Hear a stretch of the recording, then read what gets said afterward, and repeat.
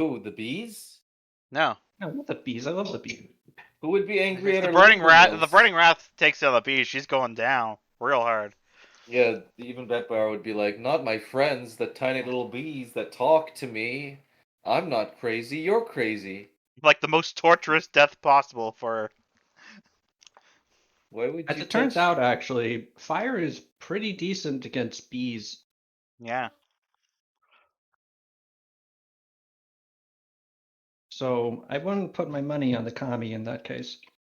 But yeah, you guys are in a position, a pickle, as it were. Well, Trying to What a pickle.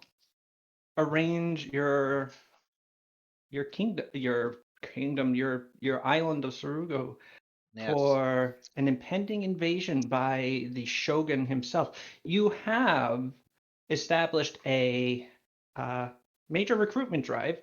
Getting samurai from dojos into organized units, and marshaling as many soldiers in as short a time as possible, which has been pretty impressive. Presumably these are samurai that would have just already been in training or trained already, and you are simply Yes. mobilizing them. But yes, you have finally marshaled a army worth considering. Unfortunately, your army is still going to be quite small compared to the shogunate forces sent to make a mess of your pots and pans. well, that's why we're going to That's why we're calling. cash We're in our blowing the horn of alliances. Gondor. I guess we're gonna stop by that fire real quick and put it out on our way out. Well, actually, none of you are quite aware of that fire. I'm sure they'll see it the moment you set off on the airship, though. It is Well, right I in the mean, way. if how big are the hexes, like square footage wise? Miles. So if a miles long fire is in existence, it will put up a shit ton of smoke. Yeah. And it's not extremely far away from our capital. Yeah. Yeah. You might be wondering what that big dark cloud is. There is some hills in the way.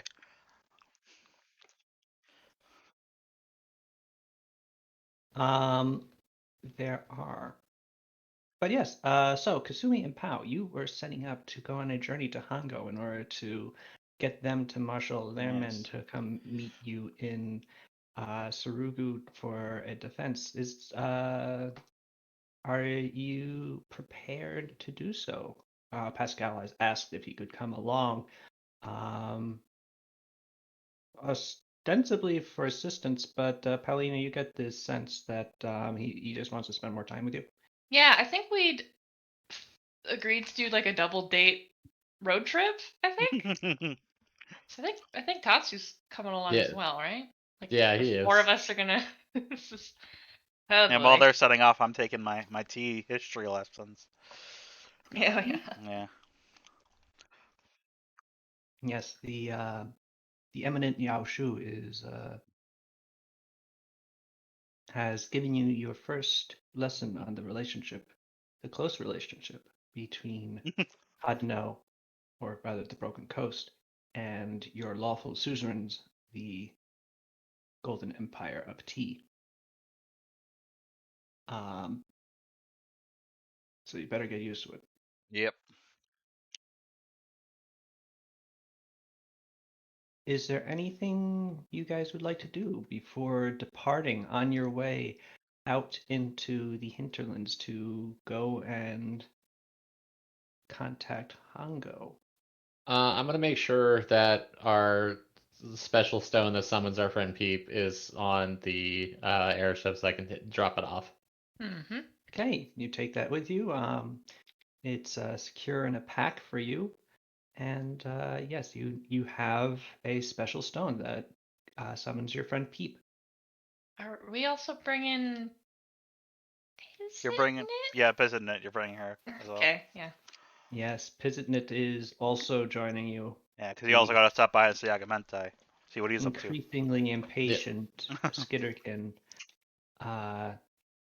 skittering and chittering around the castle, demanding to be brought before the Soul Forger as you promised.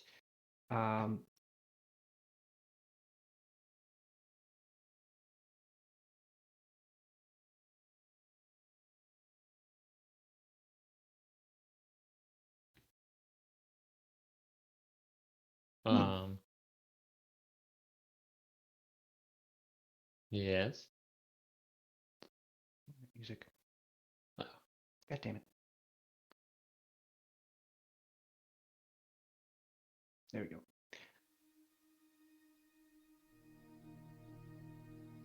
Hell yeah. So, Oh, there we go.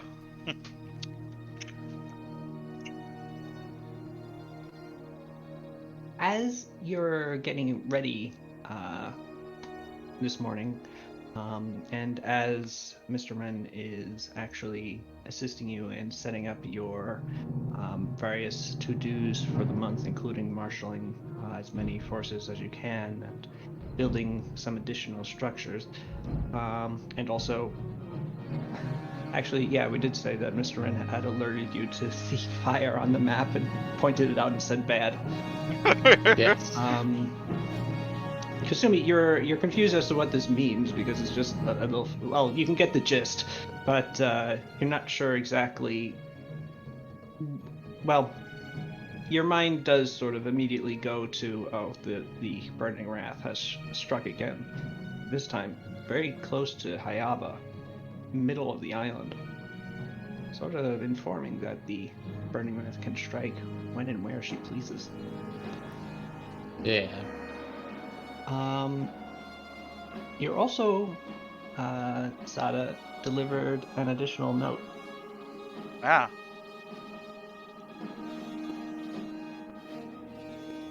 Opening it, the letter, written in very bold and somewhat jagged handwriting, is a note from Suru. Oh. It's very terse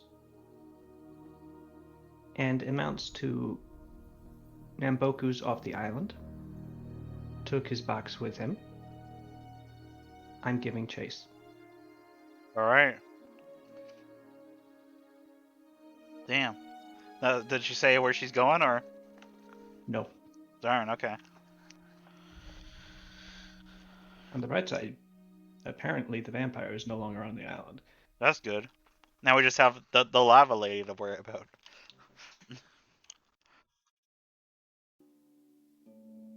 I'm gonna attune to every elemental font ever and get powerful enough to do so.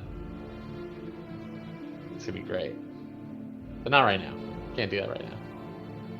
Now, at this moment, you are preparing to get on a little stone boat and fly into the sky. Are there any other allies you're considering contacting for marshaling troops against the shogunate?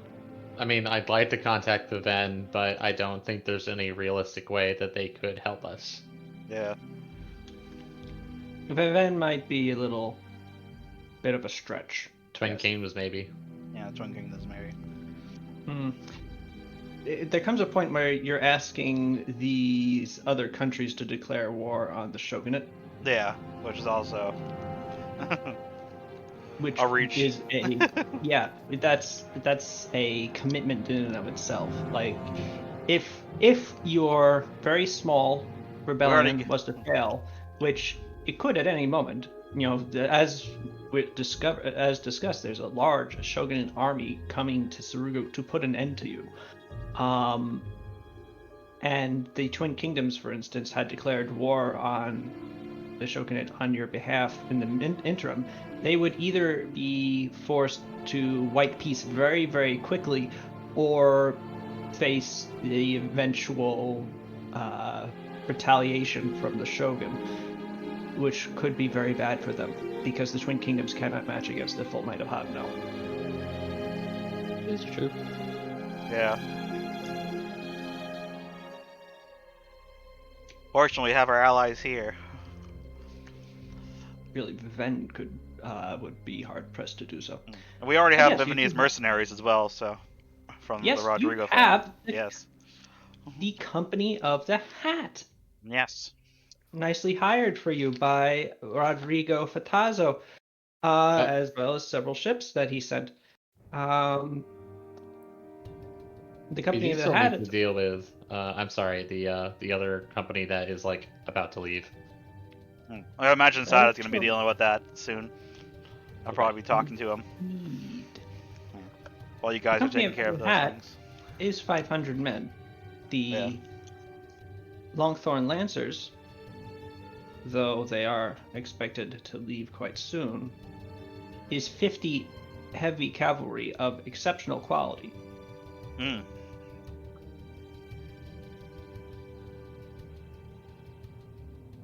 The 50 heavy cavalry, nothing to sneeze at. No, indeed. And then you also have 300 or so Sun Elves. Yes. Don't we should all see we our- all need to swing Yeah. up there, don't we? Yeah, we saw some of their ships hanging around here too, didn't we? Yeah, A bit ago, yeah. there are other sky skiffs that that Amberillion has in it. Though they can't really produce them anymore, they still can use them. And they have, well, it's the easiest way for them to get up and down between Hayaba and Amberillion. So in order to actually like do trading or, be obnoxious elven tourists, they have been using them to ferry elves from above down below and vice versa. You have Yeah. occasionally seen the tall, regal figure of an elf strolling through Hayaba, looking around at the various Hayabans and thinking it all so quaint. Why don't you simply build a giant floating city in the sky? I mean, why don't you build another one? That's the question. They can't. Shut up.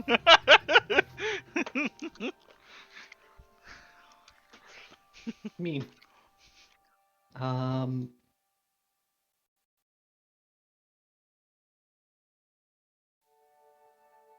So, what would you like to do first this morning? Get loaded up on the ship and get Back by the moving. way, Sauce. All right. Very quickly, the sky skiff is loaded. The trip to Hango will only take you a day, so you don't really have to take too much in the way of travel supplies. Presuming that you're not expecting to like accidentally for the sky skiff to get out and you to plummet into the ocean. So, and if it did, you'd have bigger problems. Yeah, remember you gotta stop by the sea later on as well. So soon, Pizitnit is on board as well, and Pascal is heading up into the courtyard where you're loading it to bring his own pack on board, and as is Tatsu, who is looking sort of askance at the sky skiff, not really having been on it before. You alright there? What's the temperature like? I mean, depends on how high we go, really.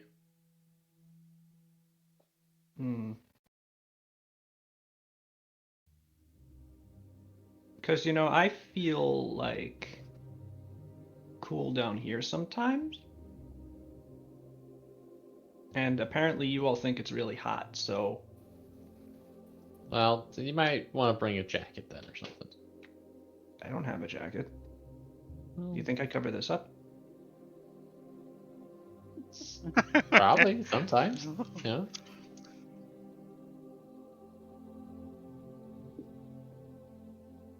I mean, when have you ever seen me wearing a shirt, though? That's fair. Just always shirtless? Basically, yes. Incredible. um. So, but after a moment, he does get on board and goes, maybe we could just fly kind of low. Yeah, that's fine. Cool. Cool. Gets on board. And soon you are ready to go, Kasumi and Paulina. Hey, Sada waves. Yeah. Yeah. Have a good trip. Mm, Maybe, I don't know. okay. Okay, I mean, it's been nice having you here, Pizzitnet. I wave at her. She looks at you confusedly and goes, "Your company has been adequate." And I'm gonna try to figure some things out here while you guys are gone. Hopefully, we can get things together, and we'll have some time to get those things together. Indeed, hopefully so. So, which of you two are flying? I mean, I can start.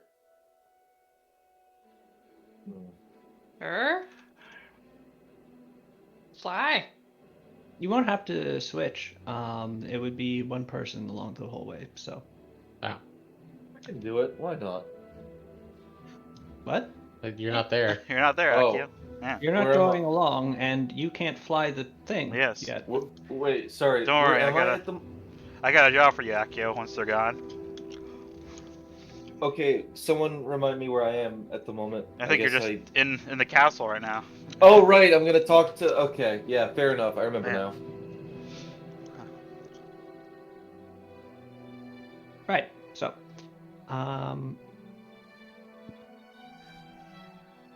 okay. And with that, Kasumi, you grab a hold of the control orb. The great sort of iridescent sail emerges from the central column in the sky skiff, covering the front and sides in its triangular form. And it fills with the wind, and the sky skiff takes off, zipping upwards at your command and northwest as you begin your journey towards northern Surugu. But then you immediately stop. As you do so, the giant ominous cloud that had been sort of forming up there resolves itself into not being a simple storm cloud. It is clearly smoke. As you travel closer to Mizuna, you quickly realize that the forest north of it is aflame, a orange glow covered with black and wafting smoke emerging from the wooded hills due north of the gold mine of Mizuna. What do you do? I mean, we're gonna, I assume, dip down low enough to spot, to try to get a look. Okay. Bringing the sky skiff sort of close to the tree line, you fly overhead, the trees sort of blurring beneath you. and very rapidly come up upon where the trees are burning, and you find that what was clearly one of your lumber yards / tree farms has been wholly incinerated. The buildings consumed and current by flame. The trees that have been tended to produce wood sustainably absolutely covered in fire. Their sap bursting as it's superheated out of them. The occasional tree, just with a loud pop or bang, just explodes from the heat of the intense flames, which are spreading outward through the surrounding virgin wood around it. The fire is recent, but the culprit is not to be seen. The burning the fire is intense enough that even from well above it, the heat is almost unbearable if you stick your face over the edge of the sky skiff to look at it directly.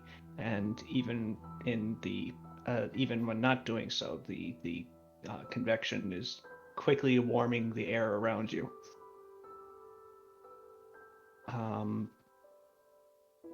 Another problem is the massive plume of smoke that, while you have approached it from where from the direction of the wind, preventing it from smothering you, should the wind change unexpectedly, the smoke could cover you all very quickly, and well, it's quite a lot of it. Such a situation would make it very difficult to breathe.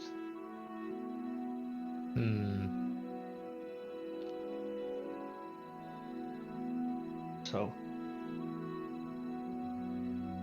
what? Well, guys? I mean, we don't really have a chance but to land. Or a real choice, rather. What the heck are we gonna do? Hey. Tatu can control fire, I can control water and fire. Probably, is there like a central blaze here, or is it kind of like really spread?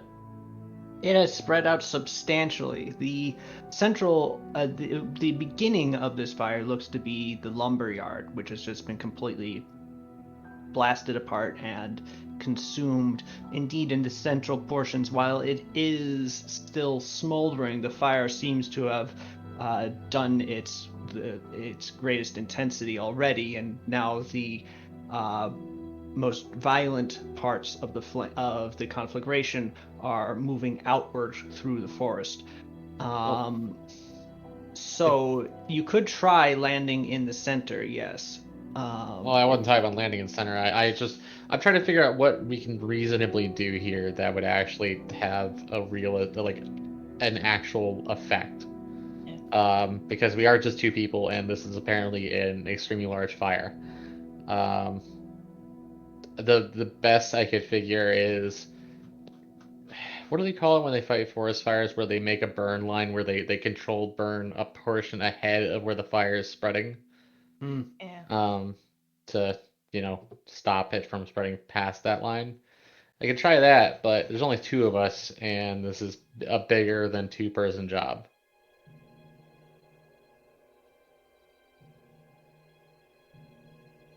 If that makes sense.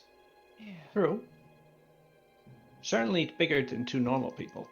Indeed, the fire would be difficult to contain by an army of people armed with buckets and wells. If only I could use tidal wave. Not equipped for this. Then again, you did hold up the entire lagoon of event once. It's true. That's fair. You know what? Pow, come take the wheel. Yeah. I do so. I don't imagine we're going to be fighting much today. Sal's, what would I get if I expended all my burn at once? Oh, be careful. Well, you can't expand all your bone at once because there is a limit on that from your class. Okay, what if I did a lot every turn? Indeed. So, what are you trying to do? I would have Tatsu try to create a burn line where the heaviest portions are traveling towards, while I would try to dull the fire a bit through the use of water. What I can reasonably do is just make concentrated streams of water just with my blast, and I can actually do that endlessly without using burn, because basic blast is no burn. Alright. So, the issue with creating a controlled burn area, a fire break, would That's the be word. that requires some additional work beforehand to Yeah. actually make sure the fire break doesn't end up spreading. So to do that, to improvise that, especially from the air, would be very difficult. But I will note that as a pyrokineticist, you do have certain control over fire. And while you might not have the fire sculptor ability, Tatsu does. He can actually extinguish flames as well as start them. Okay, so then he does that while I use water to extinguish flames. Okay. Tatsu is level 10 now. Beefy Damn, boy. Tatsu's moving up.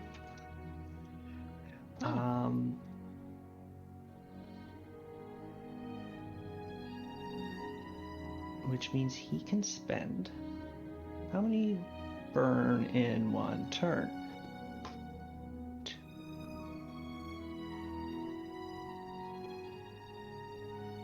He can accept 3 points of burn in one turn.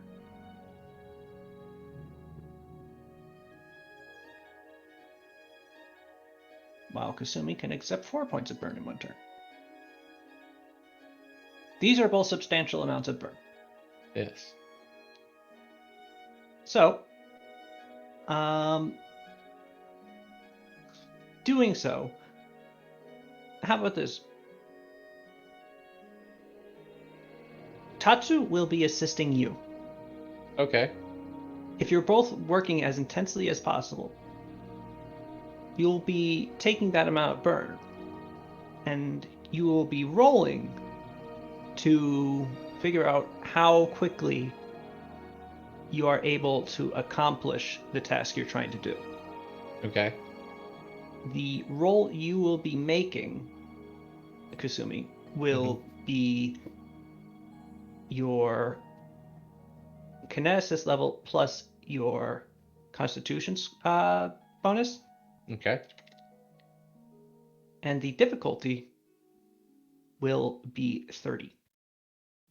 How grant guidance to Kasumi? Okay, so my level plus my modifier on a d20 roll, right? Mm-hmm. And I'm getting assistance from Tatsu. Does that give me a bonus? That is giving you a +2. Okay, so. Also, On the dot. Oh boy. Pow, you said you were doing something? Is guidance the thing I could grant? You can cast guidance, can't you? Yeah. But Well- is that something that's applicable to this particular? Let me just check out guidance for a second. I don't know what kind of roll this is. It says attack roll, saving throw, Attack skill roll, check. saving throw, or skill check. It's not really any of these, so... Well, I'm still gonna put my hand on Kasumi's shoulder and say, "Be your best self." It doesn't give you a +1, but you don't need it. Kasumi, it is an extremely intense effort. Mm-hmm. You get, but, and it's sort of touch and go for a second there, but by the end of it, You have reduced the flames by about half. Whoa. Okay. However, if you were to leave it like this now, you have no doubt that it would simply flare up again and continue on its merry way. Okay. So Tatsu has taken 3 points of burn, and Kasumi, you have taken 5. Okay. Let me go ahead and put that in my. I'll note it down for now. So make it log out. Okay.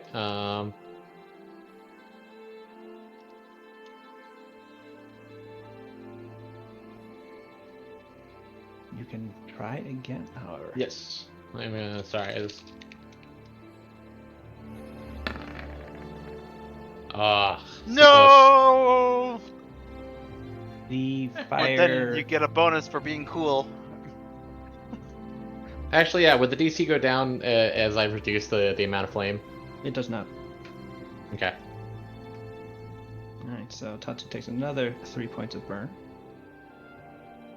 And you do take another 5. Yeah. I'm at 10 burn now. I But think I can reasonably do it one more time. Yep, unfortunately the fire is still burning your last attempt. You tried to put out one area entirely, and you managed to just have another area just while you're doing so just start getting out of control, and you have to like keep trying to spot check it, and it's just exhausting. The relentless flame proving to be a natural powerhouse in and of itself. You effectively had one more chance. Yep. Oh, sweet.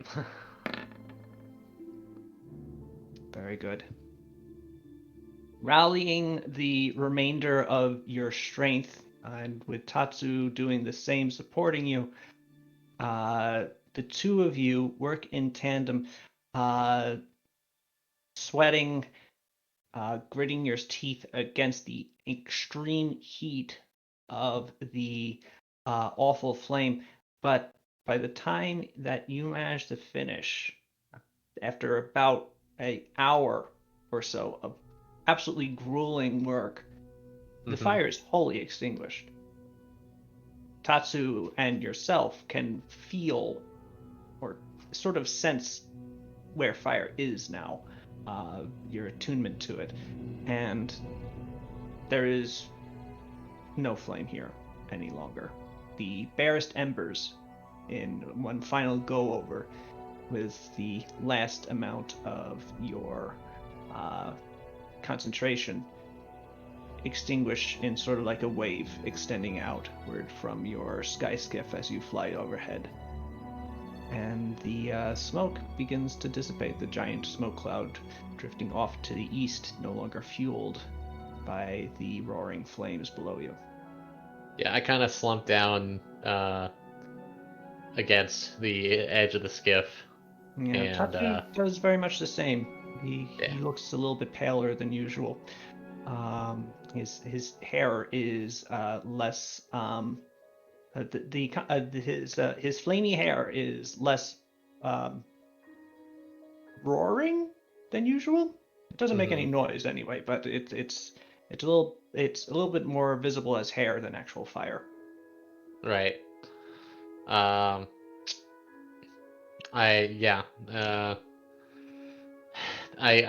kind of look over to Pal and tell her I'm not going to be much use today. That's about it. Yeah, hopefully that's fine. Pascal looks at Pal and then looks back at you and goes, I mean, not much use. You just extinguished a forest fire. Yeah, that was amazing. Is Piznitz impressed though? That's the real question. Piznit looks at you both, goes, well, go, and then returns. You cut out. You You're cut like out. kind of far away. It's like I was gonna think that's what it does. She just does says nothing and then. It sounded like you made one distant clap. Well, that sort of conveys across what I was intending. You know, I actually just bought a webcam for use if I'm working and need to from home and need to use it for a call. Would you guys be into it if like I broadcast my actual actions? Because If you I want. am actually miming things occasionally for no one except my own benefit. But I think it might actually help you to like read expressions Sure. when I'm acting as one of your various NPCs. Yeah, go for it. Yeah. I was a member of the Thespian Society in high school. I can actually do this. First. Fantastic. So yeah, I'll set that up during the weekend. We can test that out next weekend. Hell yeah. But okay. Yeah, Pizitnit sort of gives you a golf clap and then turns to Paulina and asks, "Maybe be going now." Yeah. Oh yeah. We got Yeah. place Hell to yeah. be. Certainly. Wow. Room. Meow. The sky skiff begins to take off again after your great deed of the day. Kasumi Tatsu sort of like leans against you as he sort of kind of is really low on usable hit points right now and is looking pretty exhausted. But of course, so are you. So you kind of just sort of slump against each other behind the bow of the sky skiff, which fortunately protects you from the wind that is generated by traveling at fast speeds as you sail overhead towards northern Suruku. And soon enough, the village of Shugo and the mountains beyond it resolve into your vision. And you can see below that there is a party going on. At which point, we're going to return back to Hayaba with Sada Alright. and Akio. Alright. What's Sada going and on? Akio, you just watched your friends and allies zip off in the sky skiff towards the north. The sort of ominous cloud in the distance being of some interest, but you know, it's probably nothing. Just some rainstorms. Yeah, it's fine. Ominous. I'm gonna knock on wood. Alright, let's go see if... The issue well and truly resolved. What would you guys like to do? I want to go get the chair back. Would you like to join me, Sada, in Wait, what? the wheelchair? You're gonna go Pascal's down, back down to? She's at the castle. No, she just took off in the sky skiff up north Oh, towards did I just miss it? Akavente. Wait, what? Oh, I must have missed that. Yeah, possible. Whoops. I thought Hey. Aki was implying he was gonna go back down the Crystal Bar to steal the chair. Well, there go... Wait. That was my arc. Goodbye! No. Akio. Alright, Actually, I guess I want to ask you something. If you could do something. what's for me. up? I mean, Huh? I go with you, but I think I have to deal with stuff here. I was gonna ask you if you and your crew could go talk to the goblins. Why? Because there's the invasion of the Shogun coming. I don't know if Yeah, they'll but be why- willing to fight with us, but I figure they Yeah. deserve to know at least. But That's not what I meant. I'm Oh. fine with that. I get that. Why us specifically? Wouldn't we be better on like reconnaissance, an actual mission? Couldn't you have a courier sent for that? I mean, they know what you look like. That's what I mean. Oh right, I forgot. They're Also, goblins. yeah, and also, Rude. Blah, blah, blah. Mark, my brain's farting for some reason. Oh, that's gross. I'm trying to remember my 3x5 character Maybe you here. shouldn't have an ass for a head. uh, Wow. Marco, no, Edric. Edric has a Edric can cast tongues. Edric Yes. has tongues. Yeah, Yes. and Alright, the well, goblins don't speak. Goblins speak goblin. Hmm. Yeah. We should add. We should definitely make sure that we have that taught at school. I don't know where I'm going with this. All right, sure, why not? That shouldn't Yeah. be. How long are they? Like a day's out? Less than that? A couple of days, I No, think, yeah. it's a few days journey. It's actually a substantial amount of time to get there. They are off road. Nomads. Without the skiff, it's actually a pretty long journey. Yeah. If we had known that we would I have taken Akio with us. Damn. This is only being discussed now, so Yeah. I know. Right there in the ominous sky clouds, the sky glyph. Damn. All right. Well, I guess I'll do that. I mean, if it's fine with you. I'm not sure Yeah, fine. what else to do right I now. don't So know, I'm just yeah. trying to figure out Well- who we should try to get to help us and stuff right now. And I'm pretty sure I'm Sure, gonna why- go talk to the Longhorn Lancers soon here. Sure, why so. not? I guess. Yeah. Yeah. I did. Like, yeah. This thing. Okay. Well, the boys are probably at the tavern, so I guess we'll go now. They'll probably be. I don't know. All right. I guess there's not really a way for me to. Yeah. I guess I'll go now. All right. Okay. Thanks, Akio. Thank you, Sada. For what? I don't know. You've finally been hired. We don't really ever talk. So I Yeah. don't really know how to talk to you. All right. Bye. Bye. Thanks. All right. Time for Sada to deal with politics. I'm gonna go get my boys, and I guess if we want to RP that's. oh, we will. Thank you. First, let's have Sada approach the Longthorn Lancers. Yes. Excuse me. Gesundheit. Sorry. Allergies are really Yeah. starting to bug me. Me too. Even Cells has weaknesses that I'm going to easily exploit. You're going to exploit my pollen allergies. Yes. Next time Nuva sees you, he's gonna pull like a pocket of pollen at you. I'm like a Blow Batman it villain. into your face. Kind of discomforted and pleased. I never said I was a good villain, Cells. But you try, and really that's what's important.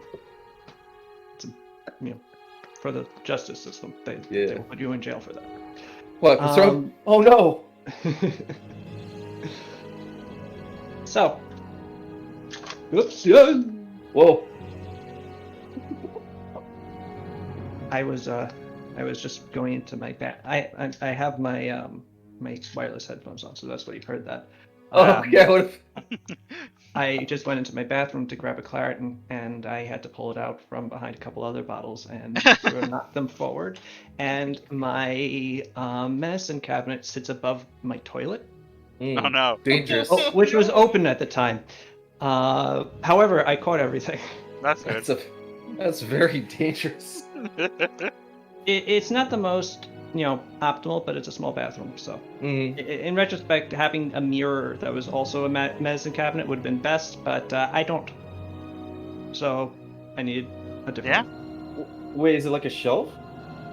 Or No, Look, it's a cabinet, right? It's a typical mirror cabinet or whatever they call it. no, it's not a mirror cabinet. Yeah, it's just a regular just a like cabinet with no mirror.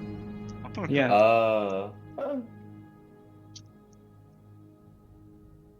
If I was in New York, I'd go over to Sal's place and take those doors out and put a mirror in. I like the current setup fine. It's just that occasionally I. The biggest takeaway is that I shouldn't leave my toilet bowl lid. Yeah, it's true. You should close that.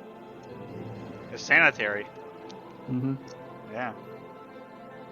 Anyhow, politically, Sada heads over to the Yes. Longthorn Lancers. Now that we have finished the toilet discussion,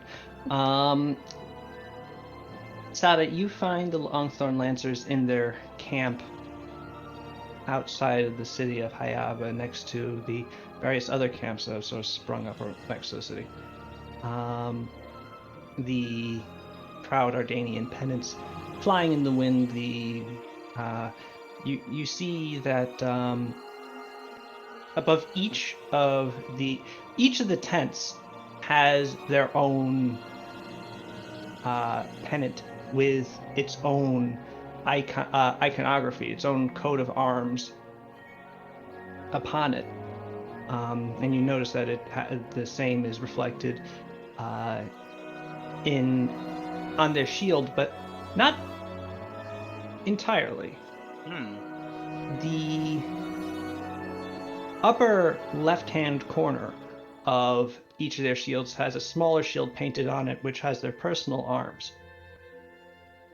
But the shield itself, the vast majority of the space, is occupied by a white field with a blue border, and in the middle of it is a large blue rose.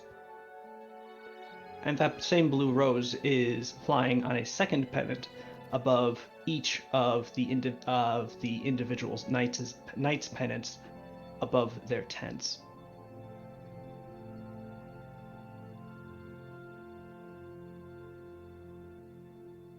It's not long before you find Sir Benning's tent. It's taken a bit of a place of prominence since he came to start leading the Longthorn Lancers. And upon your approach, his squire, who you note was currently scrubbing down his greaves, hops up, bows to you deeply, and then jumps into the tent. And after some conversation in North Common, Sir Benning exits, bowing to you, not quite as humbly as the squire, before looking at you with curiosity. Hello. Lady Ryuda, it's a pleasure to have you visit. What can I do for you? So I heard from Paulina that you might need to return to Ardania. He nods. Yes. Our order is the House Order of House Mantley. Now that the Count has been slain, our feudal responsibility has returned to the Mantley domain and to the Duchess of the Green Vale in Ardania. We must return and submit ourselves to her command at our soonest opportunity. I've come to understand that you're in danger of a fairly severe threat. Yes. However? Yeah. The Shogunate has an army coming, which is why I also came to talk to you. I don't know how pressing it is that you return, but if at the very least you could stay with us until we resolve that, I hope. He frowns, grimacing somewhat. You can see that the conflict between his duty as a knight versus his duty as a knight. He has two conflicts here. He is a knight of House Mantley. He needs to go back to the House Mantley to return to his rightful liege. On the other hand, he is a knight of Ardania. He is duty-bound to protect and assist those who need it in noble causes. Presumably, he finds you to have a fairly noble cause. Yeah. And since you're asking him this, you need to make a diplomacy check. All right.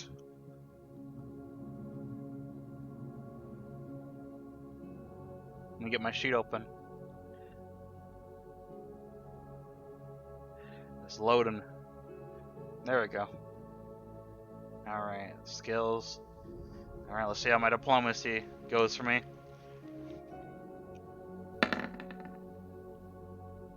A modest That's 32. That's a good diplomacy roll. Yeah.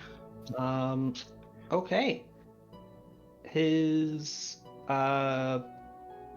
mental work, his gears turn for a few moments before he resolves himself. He goes, Lady Ryudo, you were given into our service. We were given into your service by Count Mentley to assist you on the field of battle, and we have not yet done so. In the coming conflict, we will serve you. You have my most humble thanks, Benning. Sir Benning. I give him I extend the hand to shake. It will be our honor in this cause. But please understand that once this battle is over and this victory is achieved, we will have to go. Of course, I understand. And I wish you the best of journeys to your return home after that. It is greatly appreciated. And he takes your hand and he shakes it as well. All right.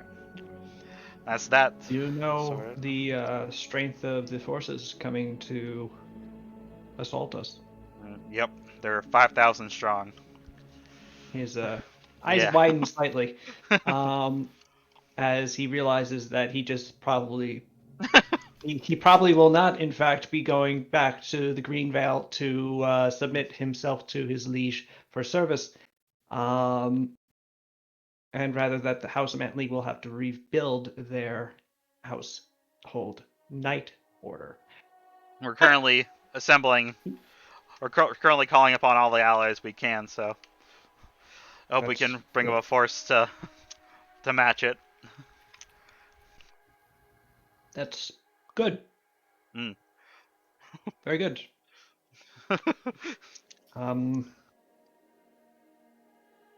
I'll marshal my own men, and we will be prepared to assist you All right. when the time comes. Okay. Meanwhile, All right. Akio. Yes, Akio. Ah! Ah! Akio enters the tavern screaming. Seriously, Akio. Hi, it's me. I enter the tavern. Where are my boys? Are they here? Yeah. Actually, yes. Perhaps predictably, your still semi-unnamed mercenary party is chilling around the tavern. in Stone various toss points. away from purgatory. That's a potential one. Anyways, That doesn't exactly roll off the tongue, does it? yep, it's But not copyrighted. still, work it.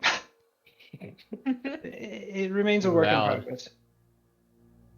Hey, fellas. Your various assembled mooks nod and say hello to you.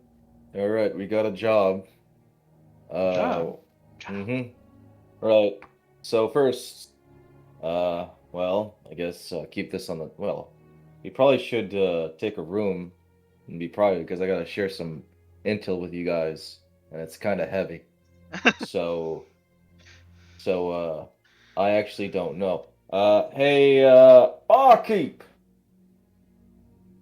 Yes. you got a room that's like, I just want to, just away from the noise. I'm yelling at you from across the room. That's kind of rude. Let me get over there. It's fine. You have yes, behind you in the hall. Thank There's you. a door to a private room. Appreciate it. It's of no problem. All right, follow me, boys. All right, and I guess I'm assuming we're in there. All right. As soon as you get in, Reiko and Inari, your two archers, both immediately raise their hands. What's up? We have a formal objection to you continuing to refer to us as collectively boys. Hell Oh. yeah. Okay. I will call you my crew. They look at each other and nod at each other and then nod at you. Hell yeah. All right. So let's go. Well, aren't you gonna tell us what we're doing? Oh yeah, I am assuming we're in the room. Right. So, don't prepare yourselves. This is going to be a little it might be a little overwhelming at first, but we don't really know when. We don't know. So, but soon, real soon, the Shogun's going to invade with his very best, and he's going to have, what was it number again? 5,000? Yep. And it's going to be 5,000 of his strongest crew. And yeah, we're getting ready for that. But obviously, we By crew, you mean like army, samurai, samurai. like armored and armed murder people. Yes. The guys that are good at killing. Yeah. And there's going That- to be 5,000 of them. Mm-hmm. And they could show up at any moment. Yep. Right. Well, guys, it was nice knowing you all. I'm out. At which point Edric stands up and starts walking out of the room. Okay. Where are you gonna go? I'm kidding. But Oh, no, here's the thing. I'm not going to. You guys are technically not enlisted in Surugu's army. You are doing this essentially. We are, in an abstract sense, mercenaries. That is hired by Sada, and well, at the moment hired by Sada. And essentially, I'm not going to force you into what is essentially potentially a very dangerous scenario without actually hearing your opinion. You obviously have the choice. So, if you do think this is so dangerous, by all means, I just would like to know what your plan is. On the other hand, uh, please at least let me finish what I was going to lead into. So, Sada and the rest are going to collect favors from allies we've essentially established connections with, right? So, that's what they're doing at the moment, and our job is at least to go, at the moment, seek out the goblins that we made contact with a couple weeks ago? Feels like a week. I would say it was about 2 or 3 weeks ago, right, South? In game time? Yeah. yeah, close to a month at this Yeah. point. You Yeah, I always forget there's only 5 days in a week on Locust. And we were underground for a little bit, yeah. 6, yeah, yeah. you were underground for quite some time. Now, if now that we can actually do, and I at least would like for you guys to join me on this one, and then afterwards, whatever your decision is, at least will have actually been enough time for you to make up your mind. I don't really have any necessity to say I don't know what's going to happen between then and now. But know full well that I would never really put you in a scenario where I cannot fight alongside you. I admittedly have grown a fondness for this land, and I intend on at least participating in aiding against the invasion. And in all honesty, some part of me has some confidence in our ability.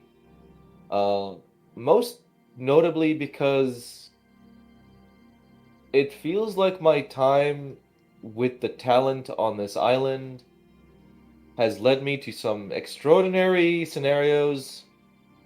One of my best died and came back. That was something. We fought unbelievable odds just recently underground, and well, there's also the fact that you guys, sorry, you crew members, uh, uh, have done as well unimaginable feats, especially regarding, mushrooms. Uh, so part of me is at least confident in our strengths. So at least before we head out, I want you guys to think. I want you to think of what your decision is going to be when we get back, and whatever you decide, there will be no objection from me. We will get paid very well, obviously. Various crew members look at each other and sort of nod and yeah, okay. I mean, this one's easy, just talking to goblins. Yeah. They're pretty like north though. They're like north of Bozu, right? Yeah, we're gonna be a couple days out from here, and then by the time we get back, I imagine things will have actually played out. So I imagine certain things will have played out with negotiations and our allies, but that's for the others to, to do. Our job right now is to just go and talk to the goblins. Well, But I'll I, secure some horses, says Mhm. Tono Iabe as he gets up to presumably Mhm. start to do so. Yep. However, as he does, Kolvar and Edric look at each other What's on and your then minds? look at you guys, and then they look back at each other and grin. At which point Edric goes to you, Akio, and goes, Akio, Hmm. these soldiers could arrive at any second, right? Yes. Edric puts his arm around you and starts leading you back out into the tavern. And that could, so every second is of the essence. Um, we need speed, correct? Yes. Right, exactly. Kolvar at this point is on your other is at your other shoulder. Um, the elven Ifrit towering over you as he sort of bends over to get into your vision. We need to make use of every second that we have. It's a matter of life and death potentially, I feel right? like there's something up your sleeve here that I'm not aware of. What? These goblins could maybe make the difference between Sarugu remaining independent or under the thumb of the shogun. Uh-huh. So we really need to get up there fast and get back here fast. I feel like you're making a criticism here, and I'm not aware of it. No, no, no, no, no, no, no, no, we're not I have a criticizing. feeling they're gonna do some stupid bullshit. At which point Okay. you are outside and out of the tavern and Uh-huh. at the more, sort of market area outside, and he goes, we're thinking that maybe we should acquire an alternative means of transportation besides horses. I mean, As just they turn your vision towards one of the sky skiffs as it sort of slowly floats down to a light in the market area, a few elves disembarking and beginning to peruse the wares. I grin. You know what? They grin. You know what? Yeah, I think I see what you're thinking about. And I'm pretty drunk enough for this. Steal shit. Grand Theft Auto. Oh my Sounds like a god. bad idea. Grand Elf Auto. All right. What are we? What do I have to say? Well, as it happens, Kolvar and I are pretty good at being surreptitious, and we've got a plan. Oh, all right. Well, you see, we wait till nightfall, and then we return to Palina and Kasumi. Okay. Yes. Last time we saw Pally and Kasumi, they saw a party going on, didn't they? Yes. So, Paulina and Kasumi, you are flying over Shugo, fairly low to keep Tatsu from complaining about the cold. And as you are doing so, you do see that below you there is some sort of celebration occurring. Huh. The people of Shugo are in the streets. There are brightly colored streamers everywhere. Occasionally a firework goes off.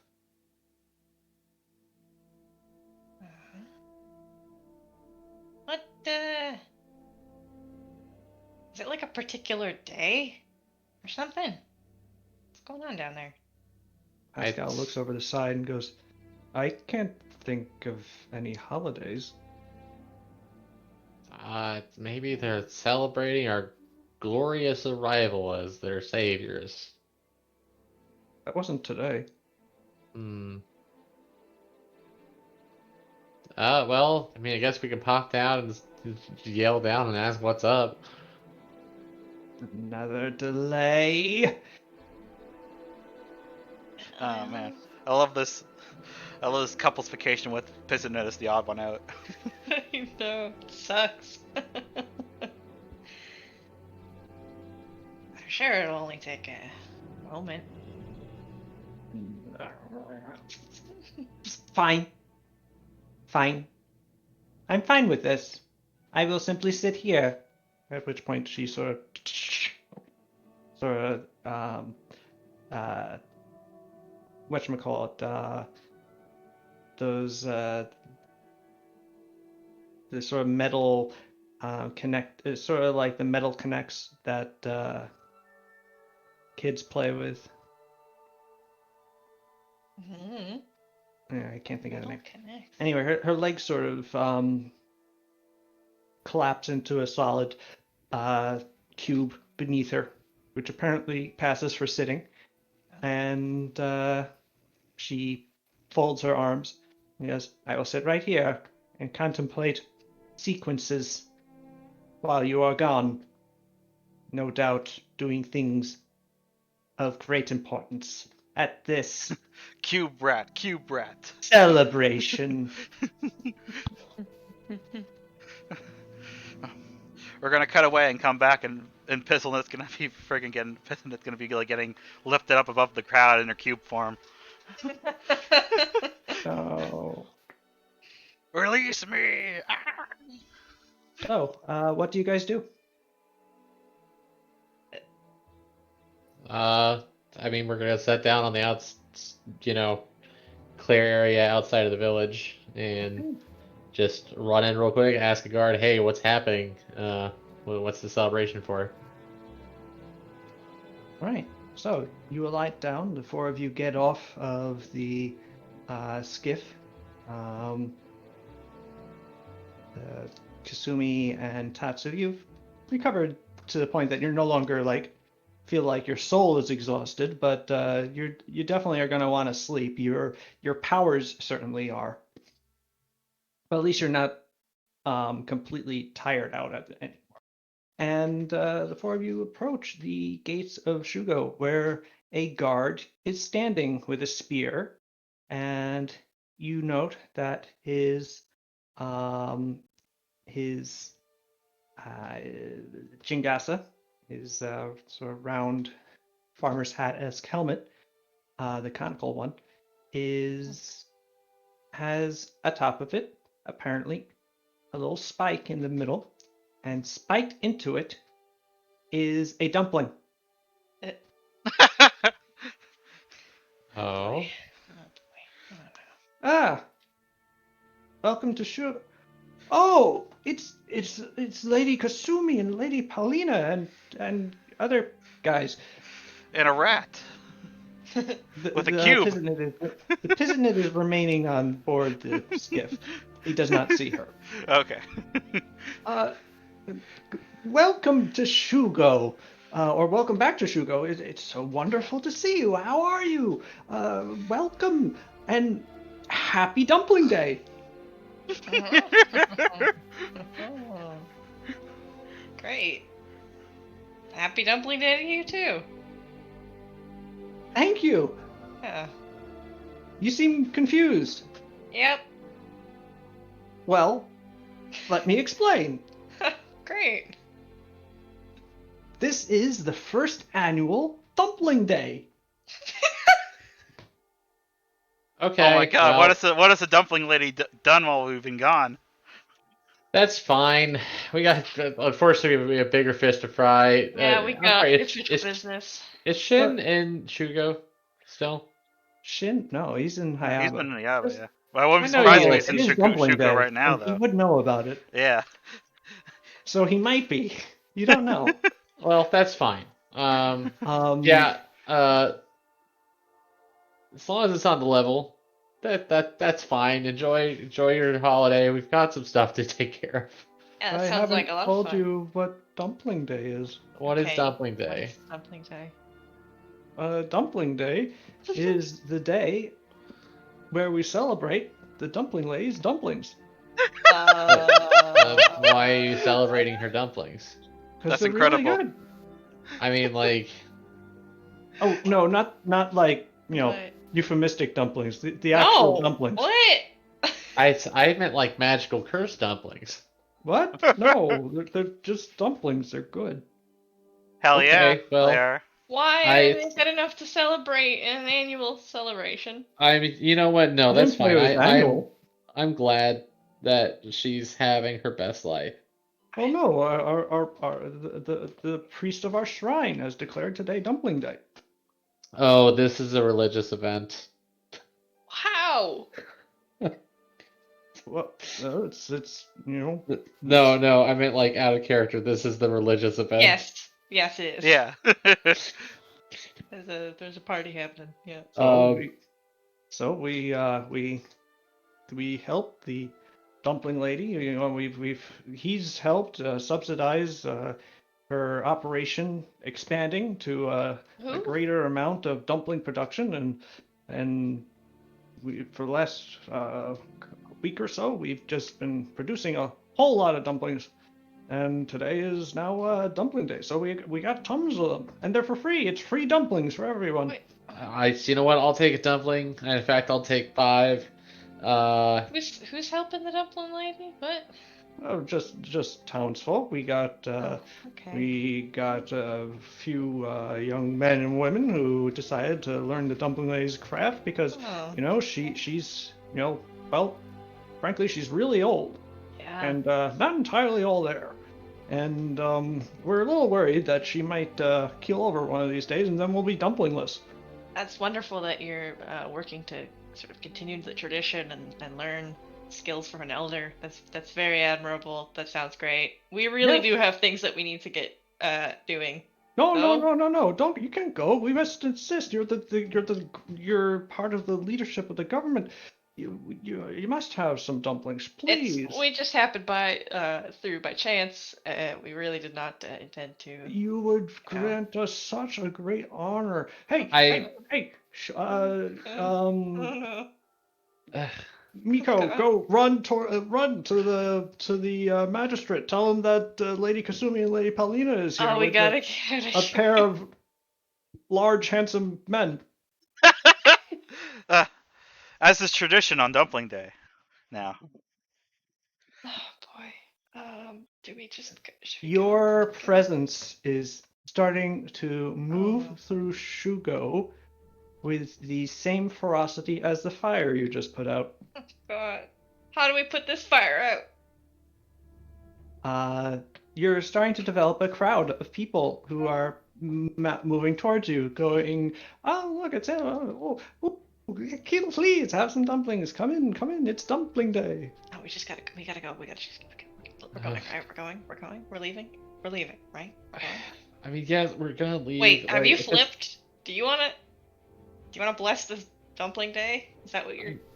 I mean, why not? Why not just be like, hey, congrats on the dumpling day? No.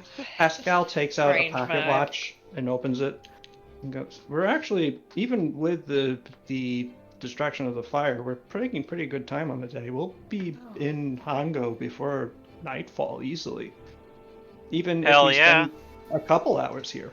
Oh, we cannot do that. But okay, okay, Let's just go say hello, have a dumpling, yeah, and then get our stuff done.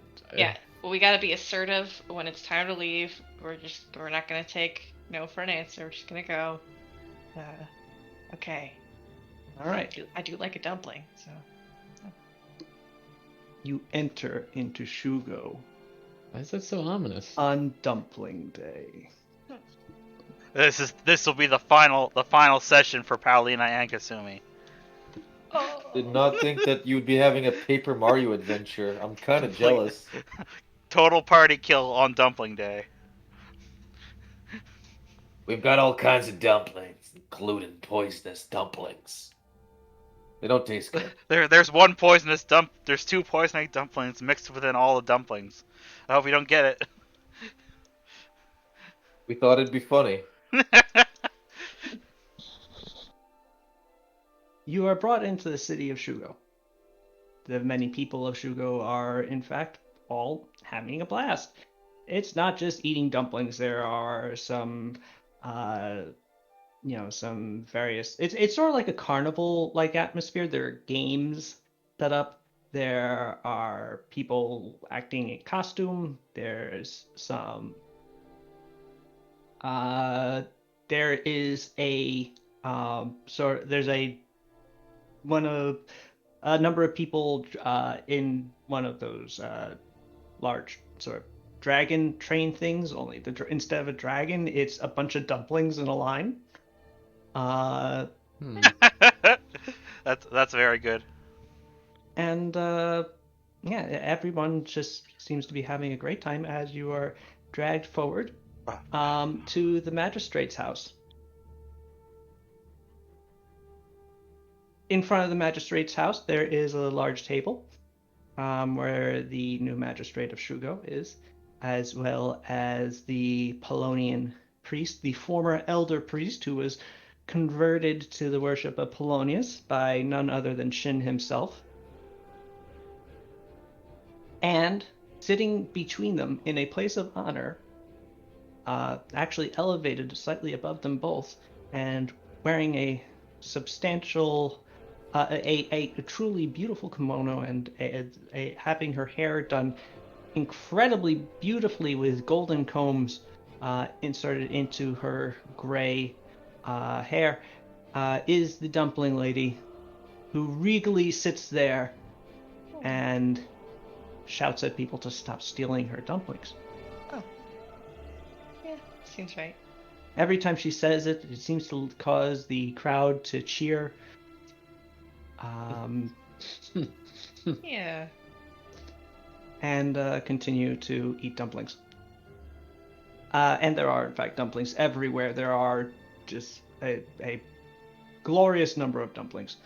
But yeah, the magistrate sees you approach and immediately pops up to his feet and rushes over to you, going, "Oh, Lady Kasumi and Lady Paulina, it is so good to have you both here in Shugo after so much time. Two people so intrinsic to freeing us from both the Regency and the Shogunate and the Iron Rats. You get a place of honor alongside the Dumpling Lady for Dumpling hell Day. yeah. Please take my spot. That. You know what? I'm rapidly getting taken with this. I sit in the spot. Yeah, yeah, I expected this. This is how it goes. Sal's, I'm gonna need some festival music. That's how they get you. Just play the music from the Hyrule Castle Town in Ocarina of Time. You know. Yep. No, that's 10 hours. That's not going to work. 10 hours of dumplings? It's actually pretty nice. I don't want 10 hours. I just want 1 hour. Surely there's just 1 hour. What a reasonable request with YouTube. There isn't. It's all 10 hours long. All right, that's fine. There's a repeat function. Yep.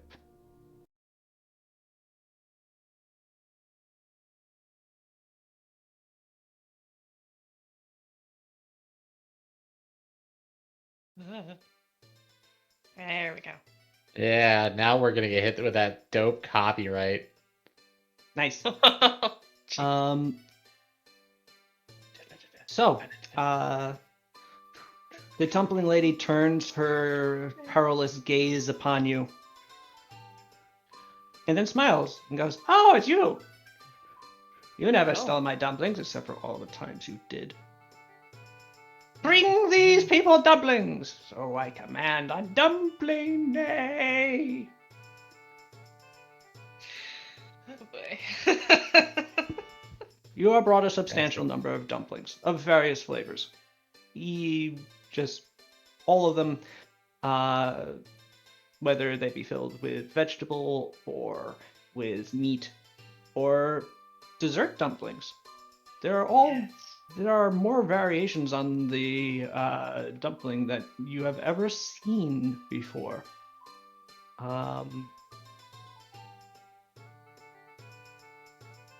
And Paulina, Yeah? would you be so kind as to make a wisdom check? Oh, hey. Okay. Nice roll, Jesus. I'm very wise. Freaking are. Paulina, you're getting, as you have gotten more in tune with Atenket, you've gotten more in tune with the divine and divine effects in general. Yeah. And this is not just Dumpling Day. Okay. The influence and glorification of Polonius is Mhm. very strong in the air. Which, on the one hand, is Sounds right. part of your whole religion's deal. Yeah. On the other hand, he is a god of excess, and you could potentially be a little taken with the whole dumpling thing. I see. We're getting swept up in it. Well, one day of dumpling worship is good, but yeah, I'm gonna keep track of the time we're spending Indeed. in the place As of honor Pascal here. mentioned, you can spend up to 2 hours on Dumpling Okay. Day, Okay. but you should not.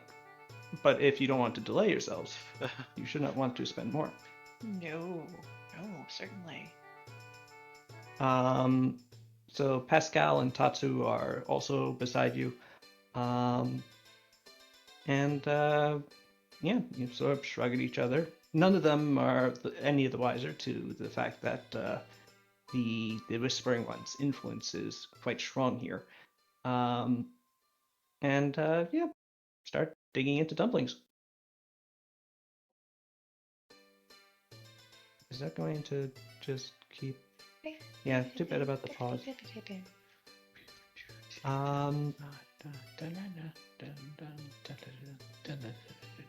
There is a sense of people are, as you're looking around Paulina, which, by the way, do you try a dumpling? Yeah. It's a They're dumpling. extremely You good. fool. I've got you now. No, I'm so wise. I can eat as many dumplings as I like. With Fear, no fear the negatives. old dumpling. We're made men by the Um, dumpling. Dumplings on the inside. They are extremely good, and almost a little addicting. And the whole gist of this celebration, the whole vibe is sort of losing yourself to not just dumpling, but just indulgence and hedonism in general, with a very dumpling theme.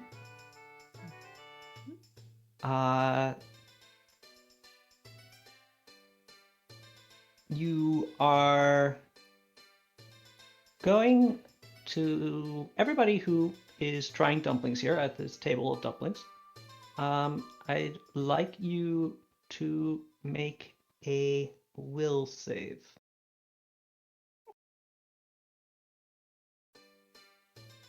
Incredibly silly.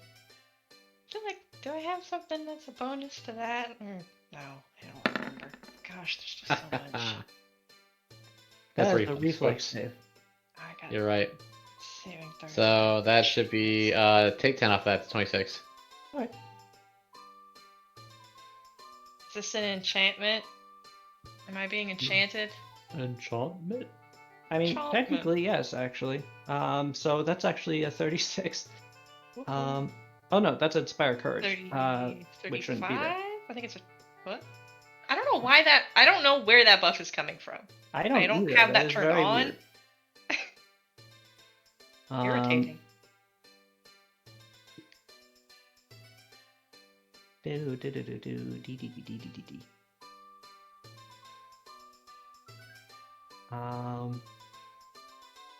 There is.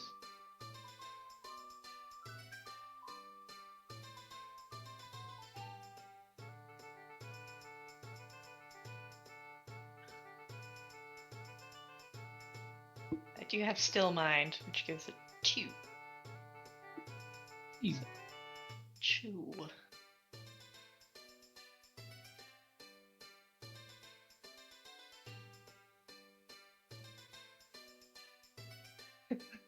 Oh, boys. They love their dumplings. Well, actually, it's really not that high of a will save. Tachu eats a few dumplings, and then sort of reaches back for another and goes. Eh.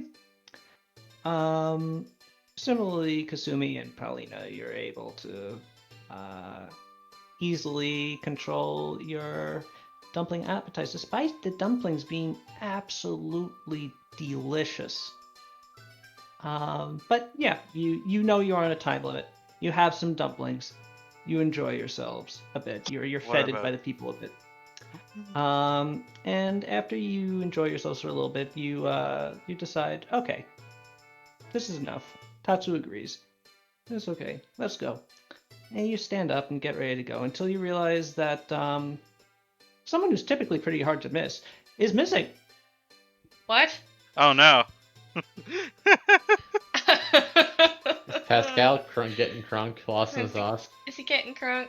Is he lost in the sauce? He's having those In the those dipping CBD sauce. infused dumplings. You don't know where Pascal is. Wow. There were a Come lot of on, people man. moving through the table. There were a lot of crowds.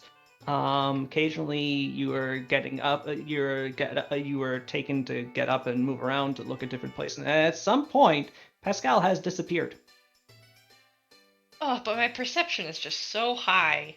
Your perception is really high. It's true. Alright, I'm gonna go find that big lug. And we gotta go. We gotta go. Oh boy. I'm Perception searching. is really true. It is really high. The one issue, Paulina, Yeah? that you're very short, Uh-oh. and you're in a crowd. Okay. The dense crowds do inhibit your ability to sort of search through and move. However, you still rolled a 39. Is there like a structure nearby that I could climb? Yes. Quite Yeah. easily. You are on top of a... As soon as you're able to get within like 15 feet of one, you are on top of one of the building's roofs. And searching along them, your exceptional speed, shifting you throughout the celebrating city with incredible ease. although it does still take you some time to find Pascal, simply because has actually grown into a fair-sized city. And finding a single person, even one that stands out quite as much as Pascal, is not necessarily easy if he's gotten lost in it. But eventually, after about a half an hour, darting around, occasionally asking around, and finding your way around, you do espy a sort of ring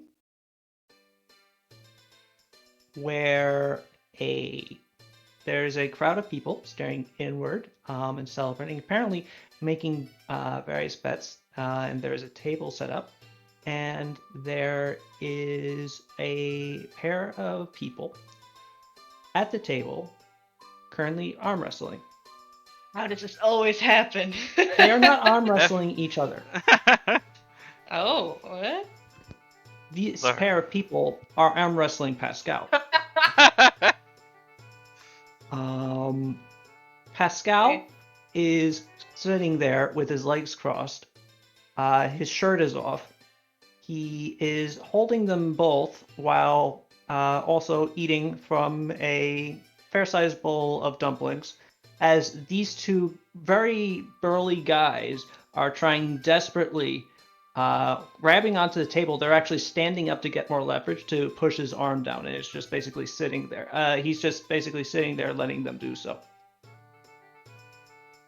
What do you do? I sort of join the crowd and ask one of the people watching, how long has this been going on for? About the last 20 minutes. He's beaten like a dozen people already. It's amazing. Oh, I mean these two in particular. How long These have two? they held out? This has been, they've been going at this for the last, about 30 seconds, I'd say. It just started. I mean, Okay. it's an arm wrestling match. It doesn't last very long, and it's not going to last much longer. At this point, he looks over to it, and Pascal's arm is just sort of slowly, but steadily and inexorably, just pushing both of their arms down until finally it's just thunk. He raises one arm in victory. The other two are just totally ashamed, and he, at which point he pops an additional dumpling in his mouth and just holds up 3 fingers. And after a few seconds, 3 burly and rather strong-looking people are sidling up to the table and getting into position. Kasumi, Yeah. have you been searching out Pascal as well?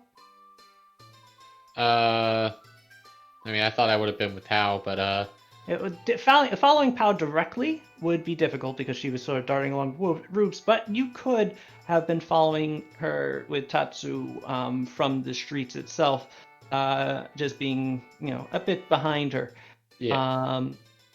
And it's at this point that you're sort of catching up to Paulina, forcing your way between people to catch up, and you meet up together, the 3 of you, as Pascal begins taking on this 3 people at once arm wrestling challenge.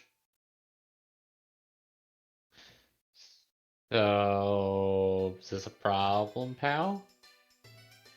Doesn't have to be.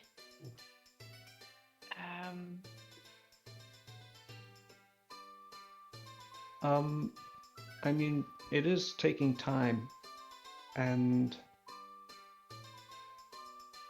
does anyone else get a kind of weird vibe from all this? Oh yeah. Oh yeah. I mean, it's deeply Polonian in nature. It's, yeah. I mean, who are we to hate on a religious Oh, ceremony? no, As long I'm, as it's not messing with the rest of the time. no, I'm not saying that. I'm just saying, like, Oh no, I'm just saying. it's easy to get lost in the sauce. Oh, Yeah, yeah. that's what I felt like momentarily. Like, I mean, I never have a problem controlling what I eat. I mean, obviously, he says, gesturing down at his Oh, you're saying I do. toned body. Hmm. No. Huh. I look at Pal and go, Yeah. Okay. I'm gonna sort of go to Pascal's side and sort of face outward to the audience, and let's say, the grand finale here, folks. Put your bets down. Get your money where your mouth is, because this is the grand finale right here. You know. At which point Pascal looks up at you and goes, "Wait, what? Oh, hey, pal. What are you Hey. talking about grand finale? This is great. It is This great, hilarious, but and all the dumplings that I could ever want. This is like phenomenal. it is good. I'm making so many friends." At which point he turns to smile at the three guys whose teeth are gritted as they just furiously grimace and trying to move his arm, which is about as mobile as a brick wall at this point. Yeah, you don't have to embarrass these guys any more than they have to do. But the audience sure loves it, and wow, what a show it's been here, and what an honor to be guests of this fantastic event. I need you to make a diplomacy check. Right. I wanted to ask you a question earlier. Sure. Is a spell? I don't know how spells work anymore. Or if a spell is touch, can I cast it on myself? Is that an option? It doesn't Yeah. have to be like a self spell, right? Nope. Okay. You can- I would. This is going to sound bad, but yes, you can touch yourself. Yay! Ah. I would have liked to have cast enhanced diplomacy, which is one of my my level zeros that I have. Okay, cool. Just in case I really fuck up. Mhm. And then, yeah, I will roll. Beep beep beep beep beep beep beep beep beep beep. Okay. So, Paulina, you say this out to the crowd, and you get the sense here that you are harshing the Polonian vibe. Oh man! But, however, you are pretty adroit with your skill at convincing people at this point.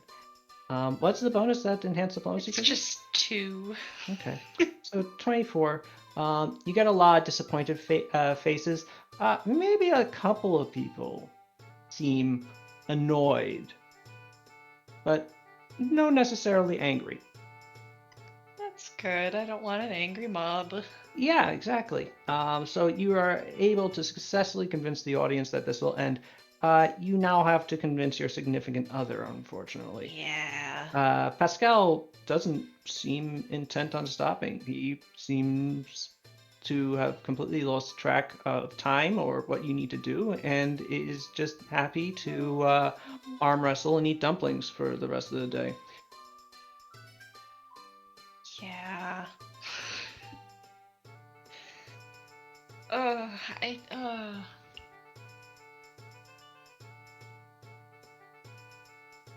I don't want to. I don't want to be.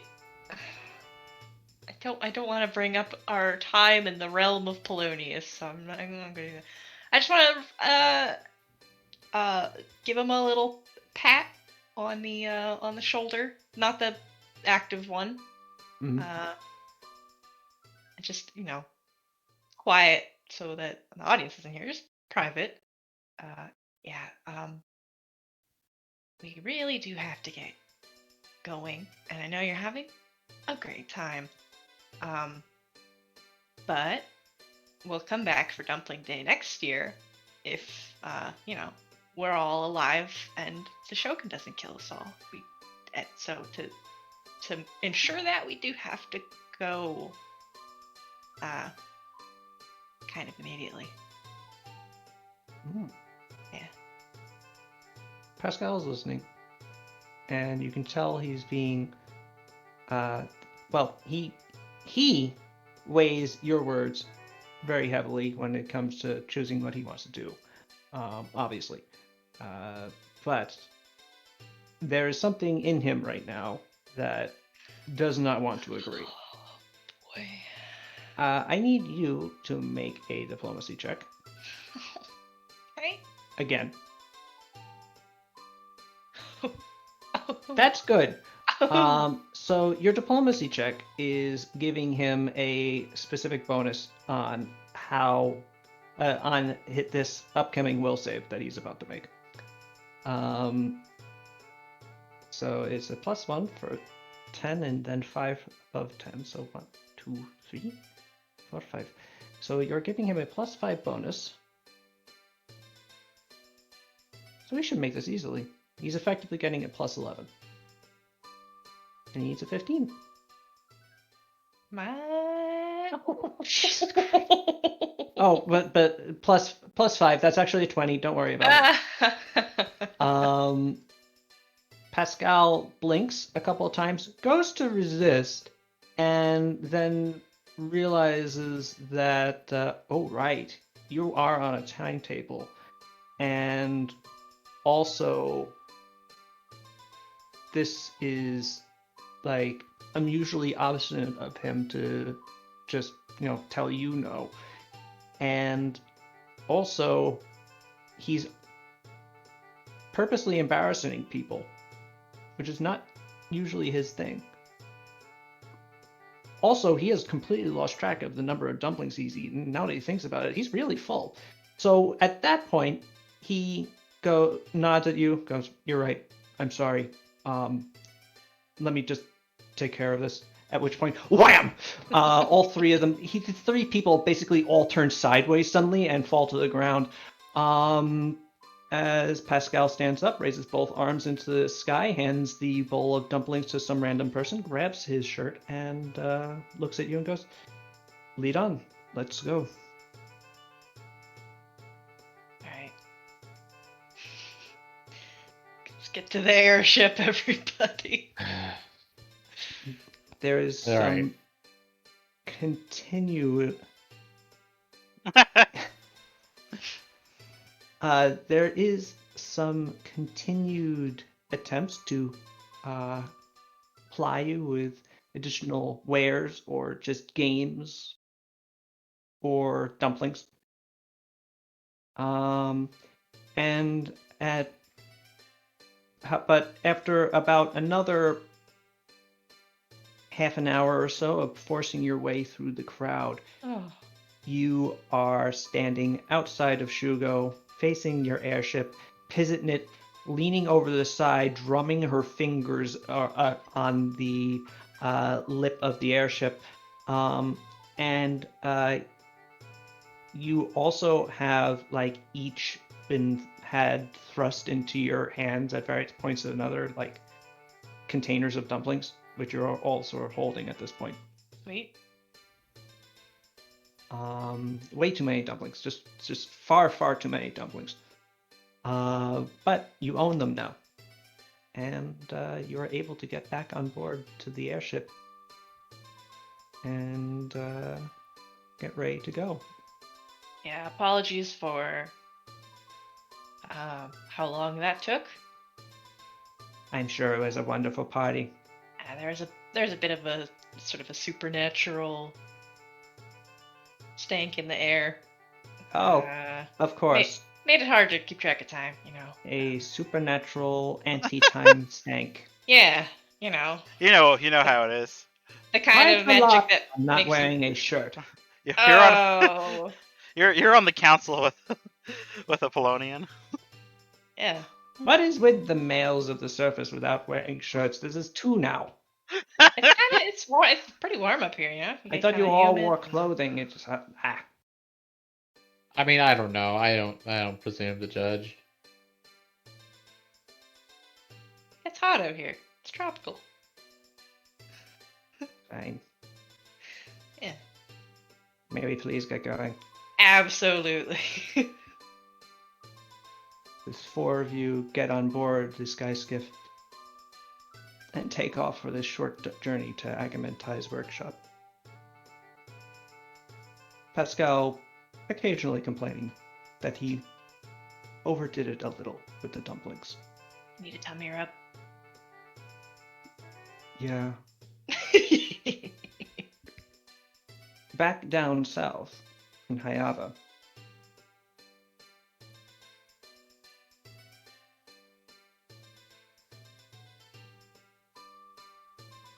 Yes, what is happening in Hayaba? Now Well, the music Sada, has stopped. first I'd ask you, how do I clean up There you that's go. how. Okay, Yeah, good. it's this question mark clean. Okay. Yeah.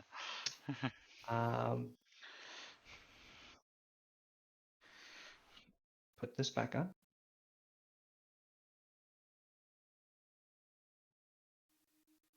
Ah, itchy. Sada, Yes. with the Longthorn Lancers resolved, who else would you plan on approaching?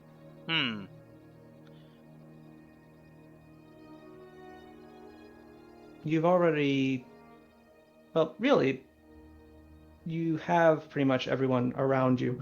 The Sun Elves are already willing to move with your army to take revenge against the Shogunist forces, that you know. And the Yes. company of the Hat is in your service, so they will be at your command as well. Is there anyone else? The elves in Emberillion, potentially, but I don't know how to get up there without the sky skiff. That is true. Your Yes. sky skiff is missing. However, Also the as you've noticed Skitterkin, but they need some time, I think. So. they might not be prepared in Yeah. time for the battle. That is true. Yeah. You notice that there are sky skiffs darting up and down between the city of Amberillion and the city of Hayaba fairly commonly. Ah. Yes. Is that a more recent thing? I don't remember that happening before. Yes, the elves previously, until fairly recently, had been happy to simply sit in the city in the sky and occasionally look over the edge at you. But more recently, elves have started coming down here to apply for occasional wares that they don't possess, or to just visit Yeah. to see what things are like in Hayaba. Spend all their time traveling around the skies, finally stop in one place for once. They're probably curious. Exactly. Yeah. Typically for the great sky cities of the elves, when they're passing over any individual city, it's the amount of time they'll be in its actual proximity is fairly short. So they don't really have too much cause to like just actually go sightseeing. It's But now that, yeah, they're stuck in one spot for the longest period of time since the city began flying again, essentially. Their curiosity has finally gotten to the point that they are beginning to come down to interact with those who live below. All right. Maybe I'll see if I can hitch a ride with one of them up or something. Most of them tend to land in one of the market areas or in near the docks. So, where would you prefer to try and get on board?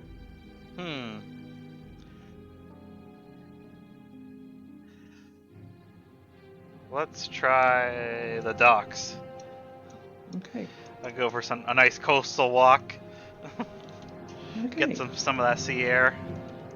Heading down to the docks. You don't see any immediately, but you do see one in the air that's currently making its sort of spiraling descent towards the city. And you're able to follow it with your eyes as it gets closer. Eventually, it does, in fact, land in the docking areas, actually skirting along the water to dock alongside one of the docks like a normal ship. A couple of elves get off, and they are in fact not apparently here for travel. They get off the ship, and they are carrying a one is carrying a chest, while the other one walks alongside, and while another walks alongside, and one follows behind, who is wearing armor and carrying a spear and a bow strapped to his back, along with arrows and a quiver at his waist. And this one appears to be a merchant. Oh, That I guess is I'll approach. You approach the merchant as you eventually get up to, as the elf is currently speaking to one of your merchants, a high oven with currently selling a variety of teas. The elf is actually speaking in Hadanese, with a familiar sort of drawling lilt, as they currently are negotiating prices. Would you like to interrupt, or are you simply going to wait? I'll wait. I don't want to Okay. interrupt. That's rude. Yeah. A number of people, know you, Yeah. or rather, the people of Hayaba know you. So a number of people are sort of like I wave. looking at you and like bowing and just very. You get this sense of like a sort of a river parting around you with the crowd as people sort of make their way to be as respectful as possible, keeping a distance and making the appropriate obsequies. Oh yeah, would Batbear be with me, or would it be with Akio? I meant to ask that, I forgot. Well, he is It's technically Batbar. Yeah, it is Batbear, Akio's- so he's technically it's Akio's cohort, but Akio's Batbear's cohort. character. You know, it He's would make there. sense for Asada to take Batbear as her cohort, Yeah. Hmm. and Akio to take an additional someone else. Oh, Yes. it's true. But that's neither here nor there. Yeah. As Akio, Akio's still in the city, so Batbear has no particular reason to go with him at this moment. And so, yes, your bodyguard is behind you, which might also have a effect on the whole parting of the seas sense that you're getting with the crowd, as the hulking centaur is fairly intimidating even at a glance. What I do? You got Nothing. You big. just stood there. You're huge. What I do? You stood there with your elbows sticking out because they can't go any closer to your body anymore. The tea merchant, as he's talking with the elf, sort of notices this disturbance out of the corner of the eye, and he casts a sidelong glance at you, goes back to discussing with the elf before snapping his head back towards you and immediately turning directly to you and bowing deeply. Lady Ryudo, is a I wait. divine pleasure to have you grace my shop. The elf seems kind of annoyed at this before looking at you, and you see a basic recognition go across his face, and his features soften somewhat, but with a familiar elven sense of arrogance, the elf rather ostentatiously bows, but not so far as to really bow. It's more like a 30-degree inclination of his upper torso as he very graciously says, "The Lady Ryudo, it is also a pleasure to make your acquaintance." It's a pleasure to make yours. I'm sorry to interrupt. Yes. Forgive me, I have you at a disadvantage. I am Mortharion, Hmm. a merchant of Amberillion, city of the Wings of the Phoenix. Hmm. I am attempting to negotiate with your citizen here Yes.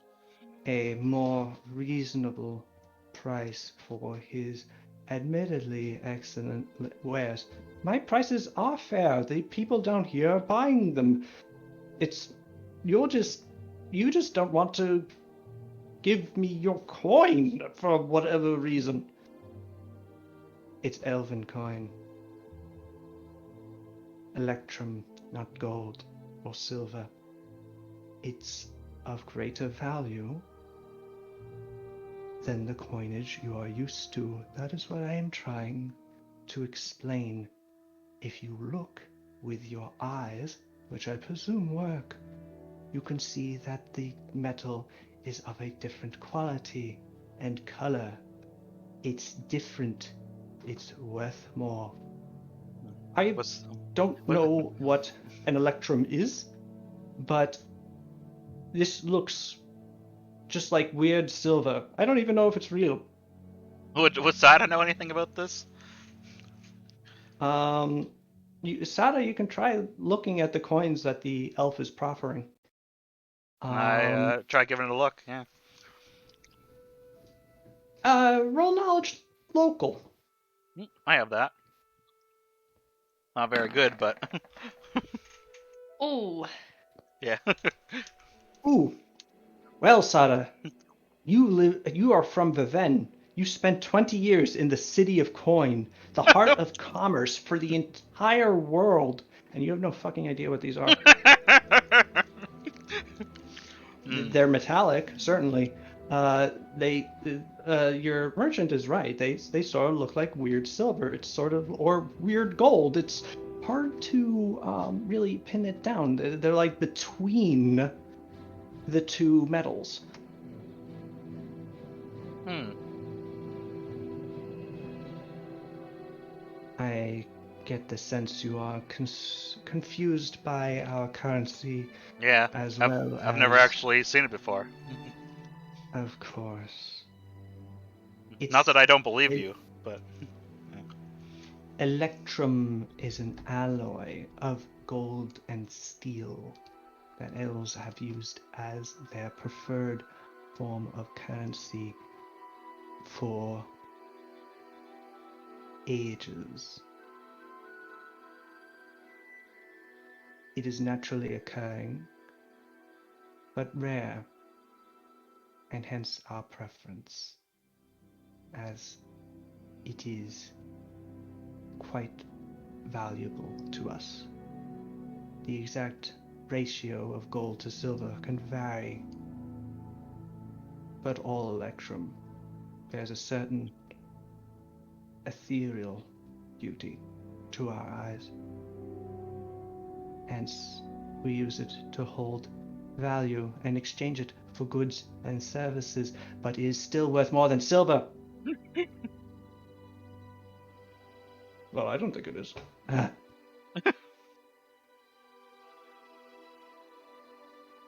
I do not have any other sort of coin. What am I? Surely you do want to sell to me.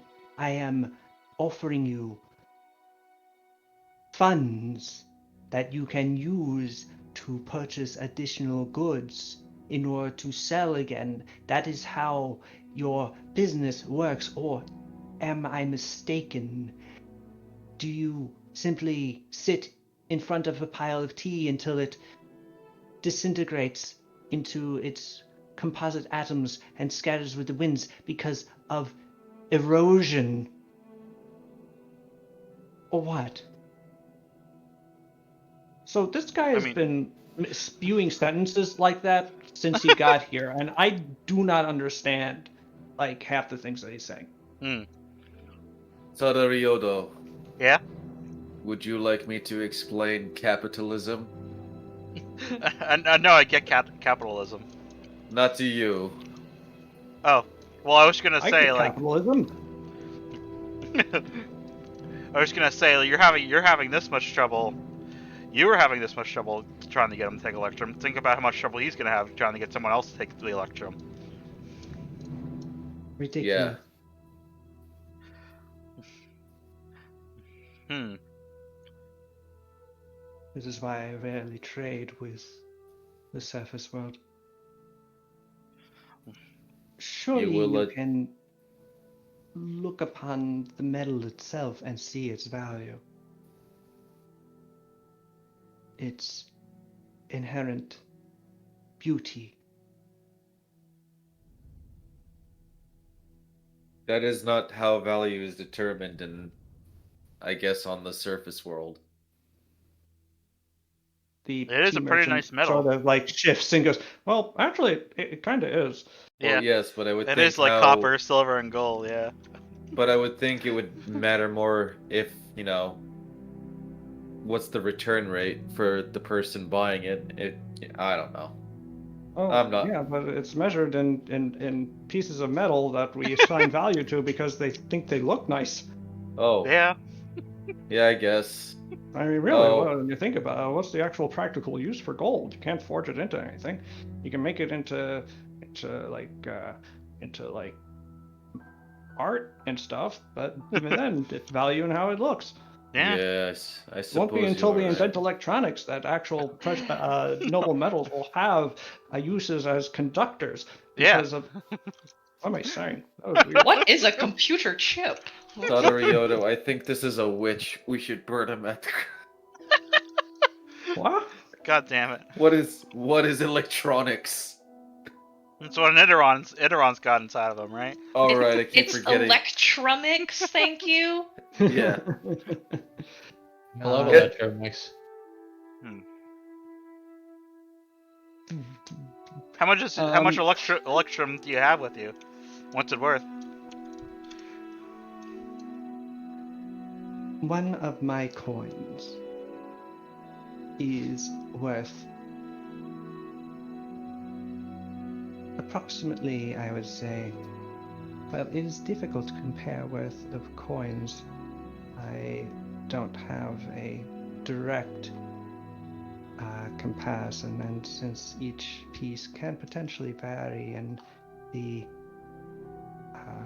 proportion of gold and silver, but the general exchange rate in the very rare trades where I have met with someone of more cosmopolitan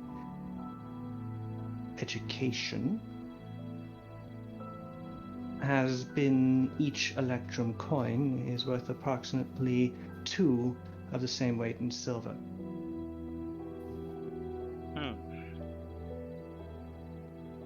Right, this guy is trying to half me with his fancy wacko silver.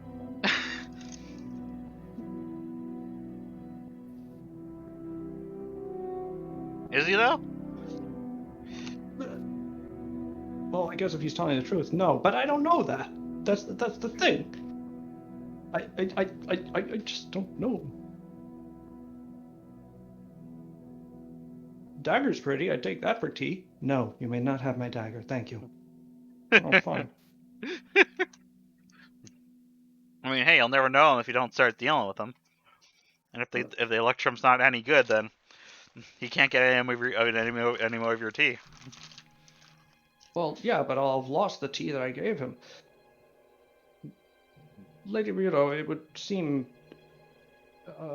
incredibly presumptuous to ask, but you're very powerful, and you have swing with these sky elves. Could you potentially get my wares back if it turns out this electrum isn't worth anything? Sure. The But I've elf got faith. bristles Yeah. at the very suggestion, but then seems to calm down. Go. I've got faith that he isn't trying to mislead you. make a diplomacy check. All right.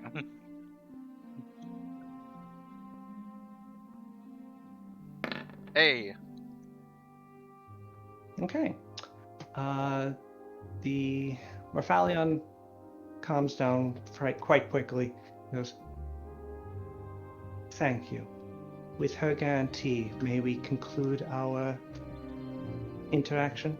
"Yeah, sure. Here."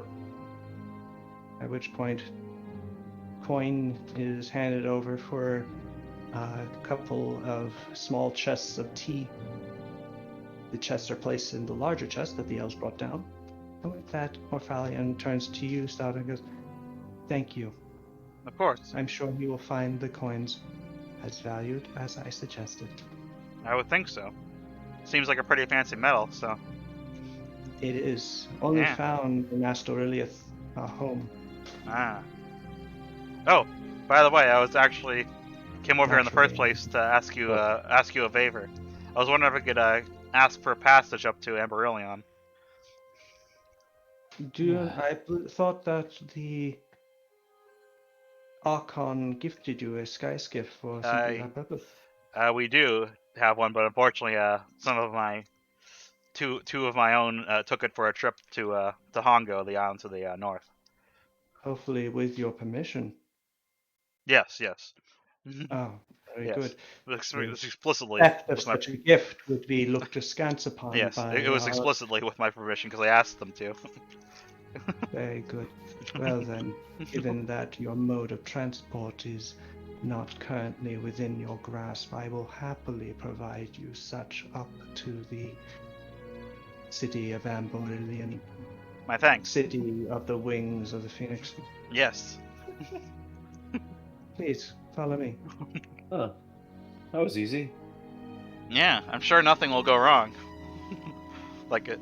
Batfire's thudding hoof steps follow after you, at which point, as Morphalion begins to lead you off, and at which point he stops and turns around and goes, typically centaurs would be placed in our rear hatch for such long creatures, but I fear that your companion might be somewhat Yes.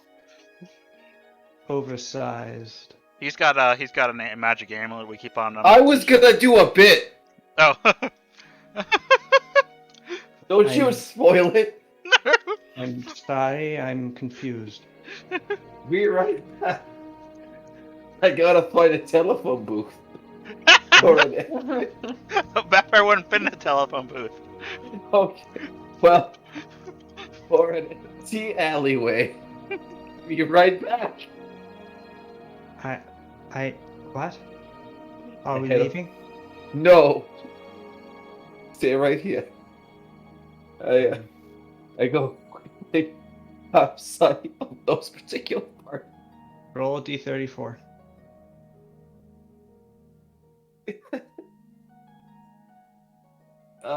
And then I pull out glasses. A4. You just became another centaur. A centaur with Roll glasses. Roll again, because obviously it's not going to turn you into yourself. Yeah. Okay. 31. Oh no! Is it a horrible uh-oh. beast? You turn into the scorpion again. Yeah!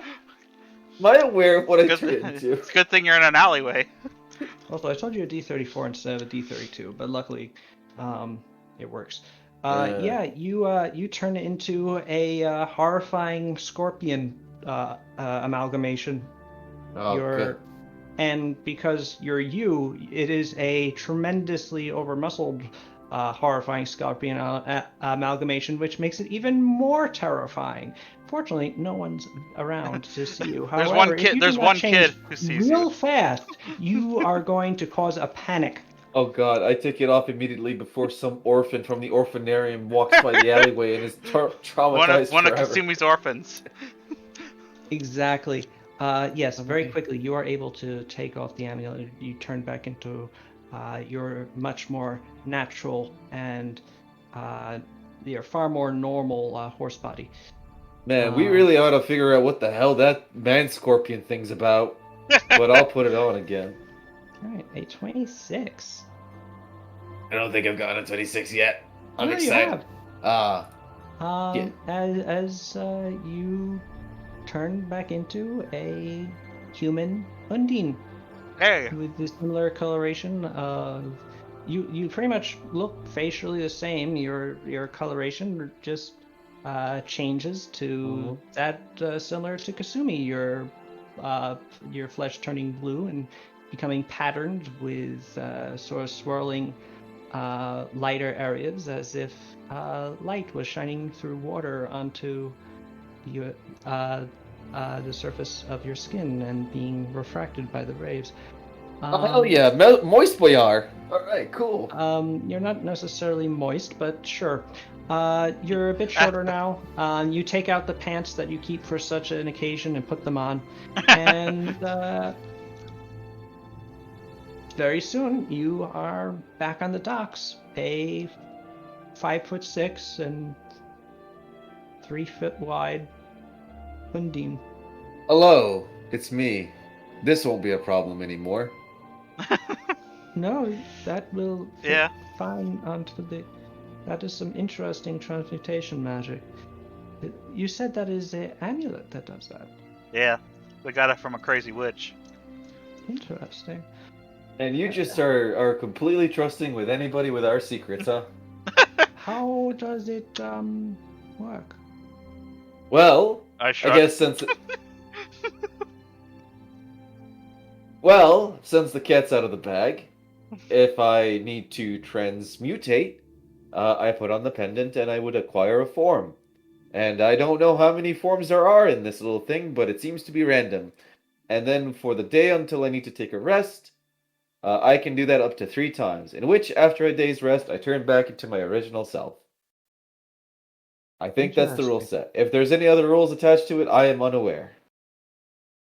It has been an interesting experience finding out things that I've never seen before that I've turned into. Yeah, we've seen a Right, couple. We've seen yes. we've seen a thing that I don't know where it's from. Yep. Oh, Do you know anything You about don't like weird know. spider people or scorpion people? excuse me? Exactly. Yeah, we've seen them turn into those before. No, those sound horrifying. Like Yeah. an abomination of Voodoo-vast. I've never heard of such a thing. Yeah. Maybe it is. Even Maybe though- that's. Well, excuse me. That's probably a problem we're gonna encounter later. Your I hope not. current form is perfectly acceptable for transport aboard my skyskip, so please come on. Come aboard. Yeah. All right, let's go. Let's that- do this. As the sun begins to get low in the sky, Sada, you are sailing up towards Amberillion, city of the Oh, wings. I thought for sure you're gonna do a gimmick where the skyskip was gone already because Akio took it. No, city of the wings of the phoenix. Akio is stealing a different skyskip. All right. Akio, Hey, it's me, Akio. you, Doing crimes. Kolvar, Edric, Tonu, Reiko, and Inari The squad. are currently crouched behind some crates, Okay. looking across the market towards a sky skiff.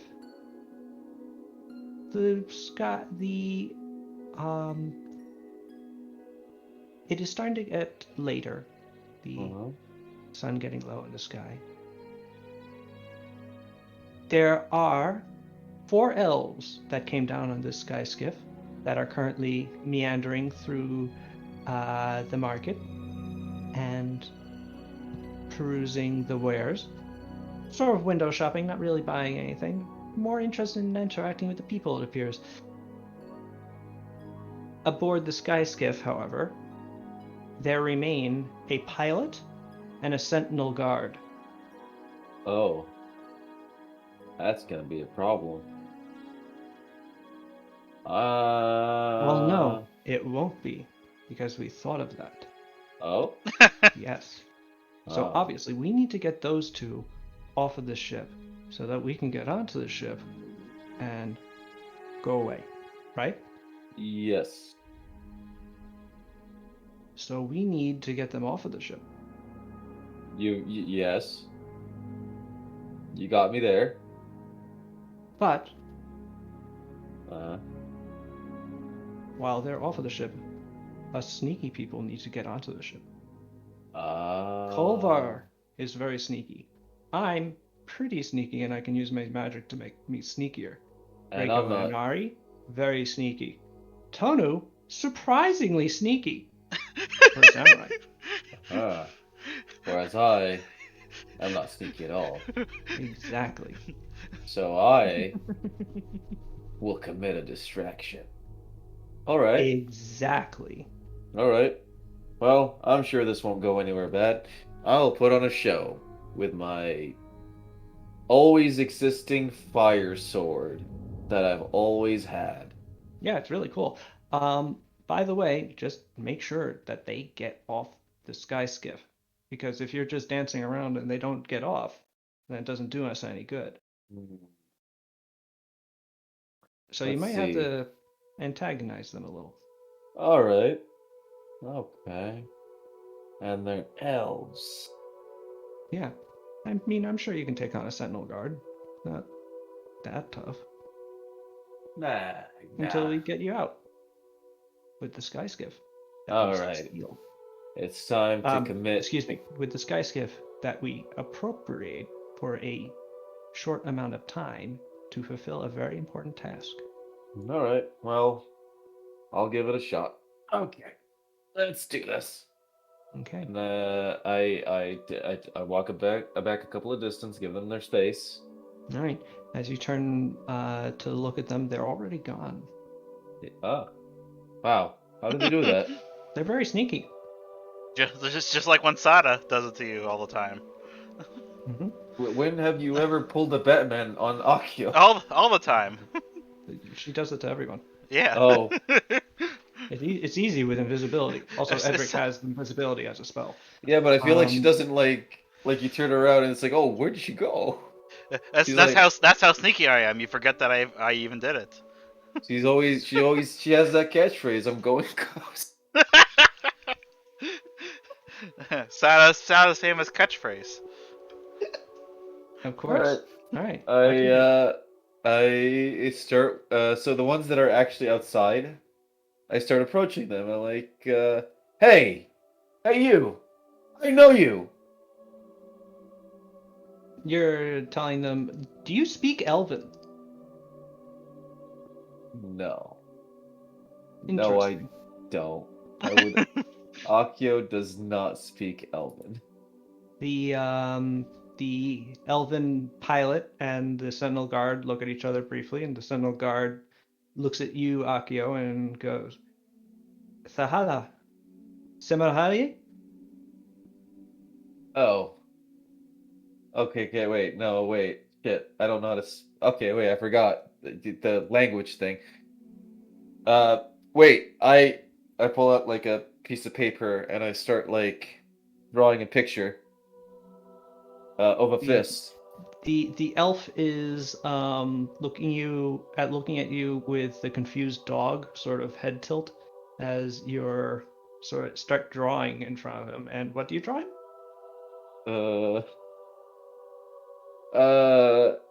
Two fists, like arm wrestling,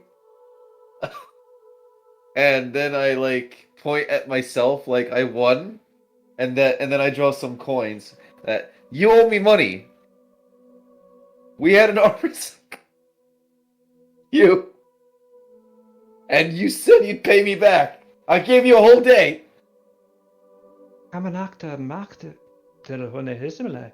Kan Sahalame. You make a good point, I think. Listen. The elf just seems sort of really confused at this point. I pull out a coin, and then I like point at it, and then I point at myself. do you want? And then I'm like, then I point at him and like like back and forth. Come on now. Where is it? The Where's the pilot rest? says something in Elven, and you hear something like "Alakta kana," at which point the Sentinel Guard looks back at you. Uh-huh. "Alakta Zero." Saro? I feel like you said something very specific there, but I'm not sure. What is he doing, like gesture-wise? Alekta, he's pointing at himself and then pointing at you, going, Electa Seloimana. I guess I nod. Akio nods alongside, like, yes, yes, yes. You're getting it.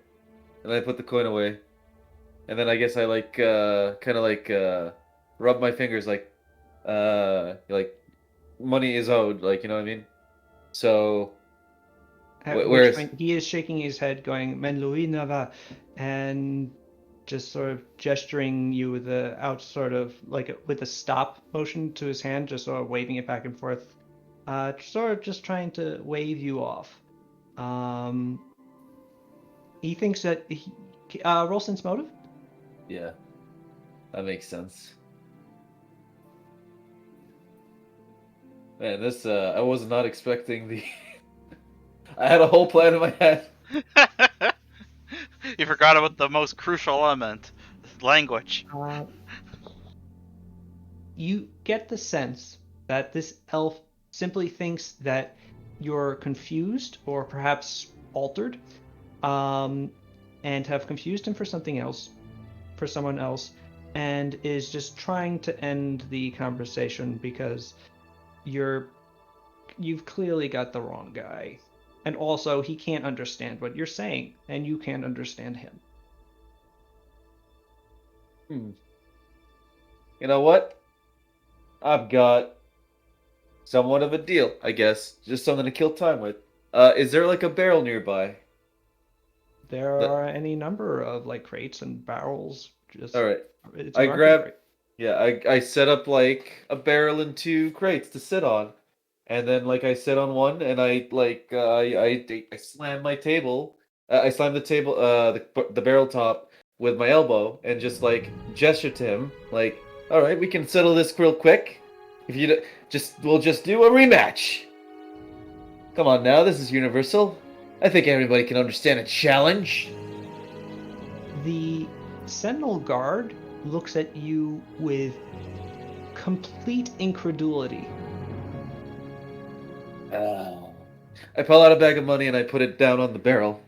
I pull about like how many pieces of coin I have left? Can someone confirm for me real quick? I'll pull it up. I mean, I would have presumably like you're not carrying your entire treasury on your person. I would have a bag of 100 silver coins. So I take out a bag and I slam it on the ground and then I slam my elbow again. Alright. You don't have to roll sense motive for this. The Sentinel Guard is insulted. You just see him stiffen as he looks down at you with incredible, just with a glare of how dare you, as you get the sense that he doesn't get that you're challenging him to arm wrestle for money. He thinks you're trying to bribe him. However, the pilot, on the other hand, does get what you're doing. And he is off that sky skiff like instantaneously, the Sentinel Guard snapping his head towards him and watching him go. And yeah, the pilot gets up to you and puts his arm down into your grasp, nodding at you, not really saying anything, but like except for like a couple of words that you don't understand, but seem to indicate that yeah, let's go. Yeah. as yeah, you are now got a arm wrestling competition with an elf, Okay. which So this. should be so easy. Elves are reedy and regal and fragile. Except for this one. Is he built? The pilot is apparently a more working class high elf. As you're sitting there and getting sort of into position, he rolls up his sleeve, and yeah, he's not like huge or anything. Elves just don't typically get muscle bound or large, but he is ripped to shreds. And he seems very eager to throw down with you in this way. Easiest 100 silver I've lost. Okay. Alright. Well, if this goes according to plan and I roll a decent strength, I will describe what I'm doing. But first, I guess I roll strength, right? Yep, roll a strength check. Here we go. I lost. Oh no. You lose. Either you're perhaps because you're just not expecting a elf, especially the elves of Amberillion, who up until you met this individual seemed kind of, well, a little namby-pamby, or just because it's not really important to you. This isn't the point of the exercise. Yeah, this guy's strength is actually really strong. And it takes you by surprise, and before you can really recover, your arm is just like inexorably pressed down into the surface of the barrel. The elf stands up, raises his hands in victory, and picks I up start the bag clapping. of coin. Mm-hmm. I start clapping. And then I He nods at you, smiling. Oh, let me come up with a contingency, because this is not what I expected to play. What's going on with the sky glyph? Okay. Well, as this happens, and as the elf is sort of grinning and holding up the package of coin and opening it to check inside and looking at the various money and nodding at his victory, and sort of just exulting in the fact that he was able to win this with convincingly against a fairly burly, heavily armored looking human. There is a yelp from behind him and the crash of metal onto stone as the Sentinel Guard is tossed off of the sky skiff by a number of invisible hands. Oh no! What? He tripped and fell. Oh my god. Oh no! We should totally check on your friend. And then A I don't sudden know. shout of surprise attracts the eyes of the pilot, but you're already running towards the sky skiff as the pilot sort of like confusedly looks around because he can't see anybody on the sky skiff, and it really does just look like the Sentinel Guard fell off. It's not until your hand is grasped by a quickly visible Kolvar and Tonu and pulled up on board the sky skiff as it begins taking to the air, being piloted by Tono Oyaba, who gives a cheery salute to the elven pilot, that he realizes that some things are not as they appear. Unfortunately, he is in no position to do anything about it as the sky skiff roars off into the sky. Well, actually not roars. It's quite quiet. It just sort of sails off into the sky. And There after it a goes. few initial hiccups with learning how it works, it stabilizes and sails off to the northwest of Sarugu. Yeah. I love this. It's great. A few minutes after leaving Shugo, your sky skiff, Kasumi and Palina, Uh-huh. are over the mountainous promontory under the domain of Agamentai, the Soul Forger, one of the eldest among Idarons, and one of the most brilliant minds to be rescued from the Soul Sphere of the Brass Mountains. Not that you'd know any of that, but still, he has a lot of titles. Man, You so cool. descend towards the valley that leads to the great metal vault door that guards the sanctum that he has built for himself. As you do so, kindly make a perception check, both of you. Okay. Okay. Always a fun start to any friendly Always a meeting good with your one. friends. Yeah. Oh, I was so close. Like, it was like hovering on 20 and then it rolled over to 2. Kasumi, you don't really notice anything. Paulina, your senses are a little bit sharper. And as the skyskip is getting close to the ground and sort of slowing as it gets up to the main door, you can hear something strange.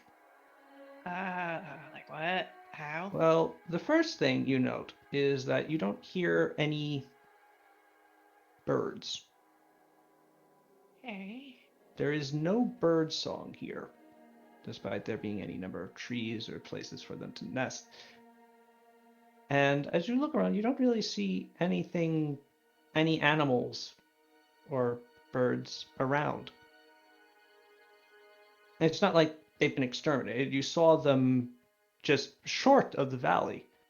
But now that you're here, you don't see any. And as the skyskiff sort of more or less lands, sets to a floating position above the ground outside the door, and you begin to pile out,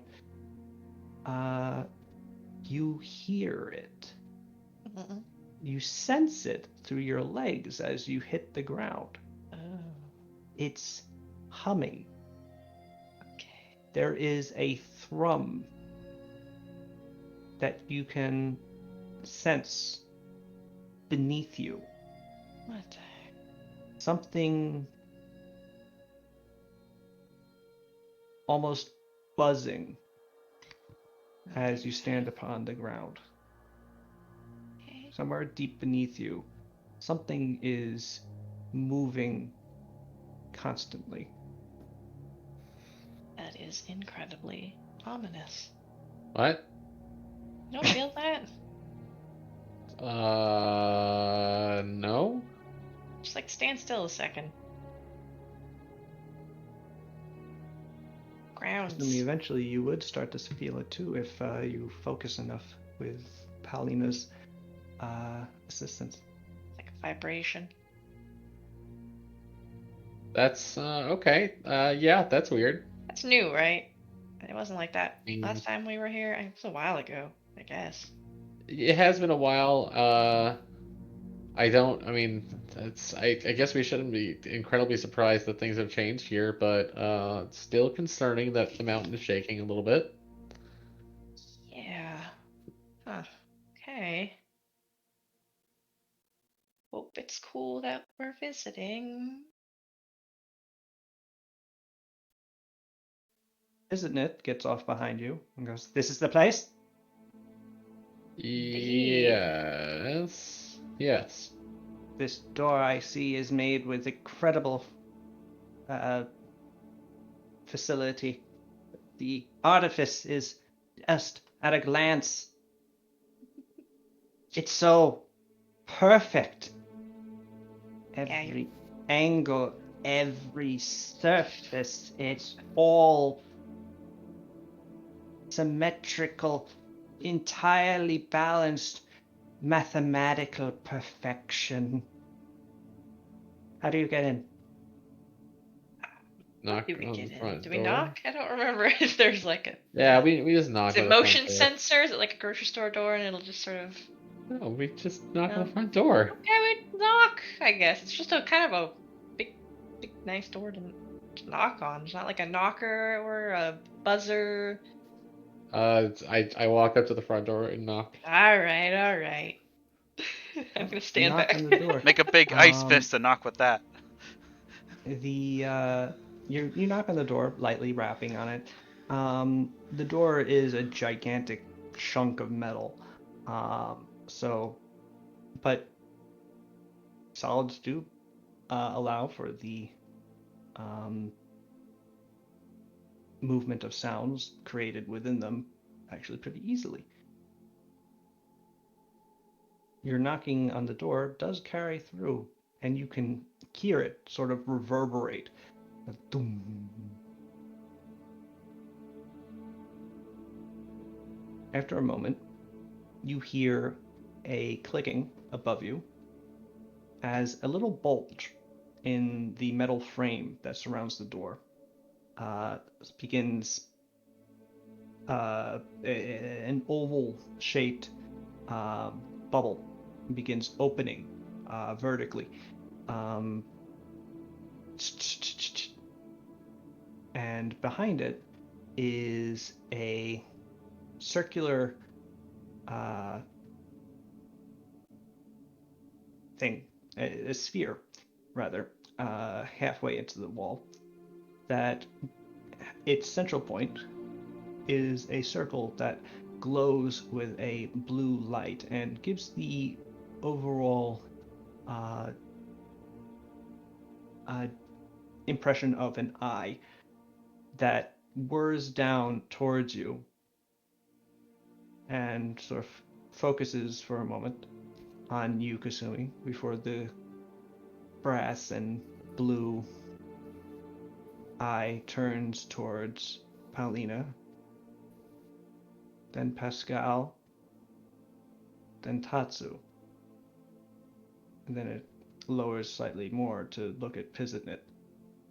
And at Pizitnit, you can hear it whirring slightly as you can see it make several very fine adjustments in its position as it appears to look at different portions of Pizitnit and focus in on them. You can see the iris of the ocular narrow as the eye focuses before finally returning to its rest position, the bubble closing over it protectively. And then it stops.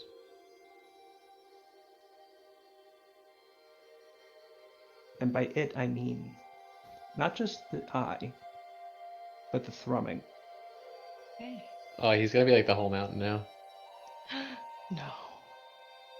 It's fucked up. Hello? Agamentai, we wanted to stop by and check in. The door hisses as it recedes slightly and then begins rolling over to the side into the insert area that it recedes into. A secondary identical slab of metal doing the same in the other direction until they don't open all the way, just enough, a perhaps 3-foot wide gap for a familiar coffin-like figure to float through. The bright blue eyes and silver carapace of Agamentai floating just enough above you to give you the impression of looking down upon you. Why have you returned? Uh, I okay. was not aware you would be visiting. Apologies for Hey, real quick, the sudden intrusion. out of character. I just want to make sure we were just here to ask for his aid, and Kizitmet wanted to meet Agamentai, correct? Yes. We heard about the sounds before from the people of Shugo. And I wanted Right. we This wanted to find mountain out what thing that is was about. Yeah. right. That's been a going concern. I Yeah. totally forgot about that. Jeez. That's why I planned to actually come here after we did everything in Kotlamar. But then we got distracted with all the stuff. Yeah. Yeah, we just kind of wanted to check in. The villagers had heard some noises coming from the mountain. We just want to make sure everything was okay. Because, I mean, underground stuff, sometimes things happen. We just want to make sure you're safe. Agamantai's oculars, you can see, shift in the eye slits of his face-like head area towards the south and Shugo before snapping back to you, and he intones, "The noise complaint is recognized. The safety of the mountain is not a concern." Oh, we have no reason to disbelieve you. That's good to hear. Yeah. What may we ask what the cause of the sound is? It's new. No. Some kind of new okay. Fair. I'm curious. The other thing that's going on is that there is an impending invasion of the island. Members of the Shogunate forces are planning to come and try to take the island. So we were hoping that you might have an interest in assisting with its defense.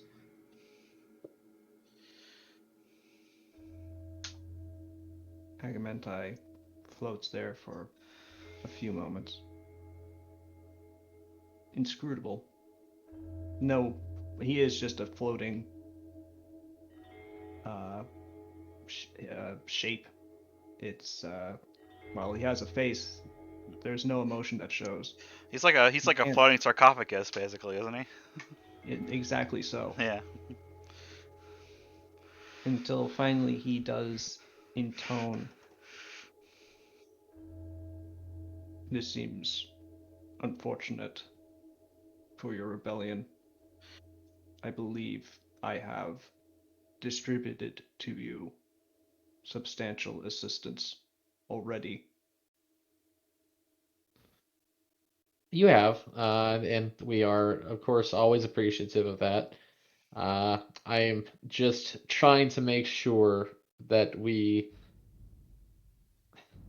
how to say, ensure our survival, as the numbers are a bit more than we had anticipated originally. The threat to your survival is noted. These are Shogunate forces. Yes. The Shogunate forces are associated with the former Seven Sorrows, correct? Yes. The threat to your survival is noted. At which point he doesn't say anything else on that topic.